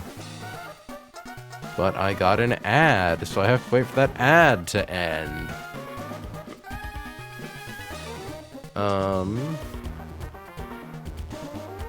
Because I see that they are in fact, yeah. Season 3, episode 2. Just got a new mic, run and bun, hardcore. As soon as these ads are done, in a number of seconds, 6 to be precise. Look, chat, you got tired watching ads on my stream. Now imagine watching me watch ads on someone else's stream. So, hold on, let me just confirm something really quickly. Whoop.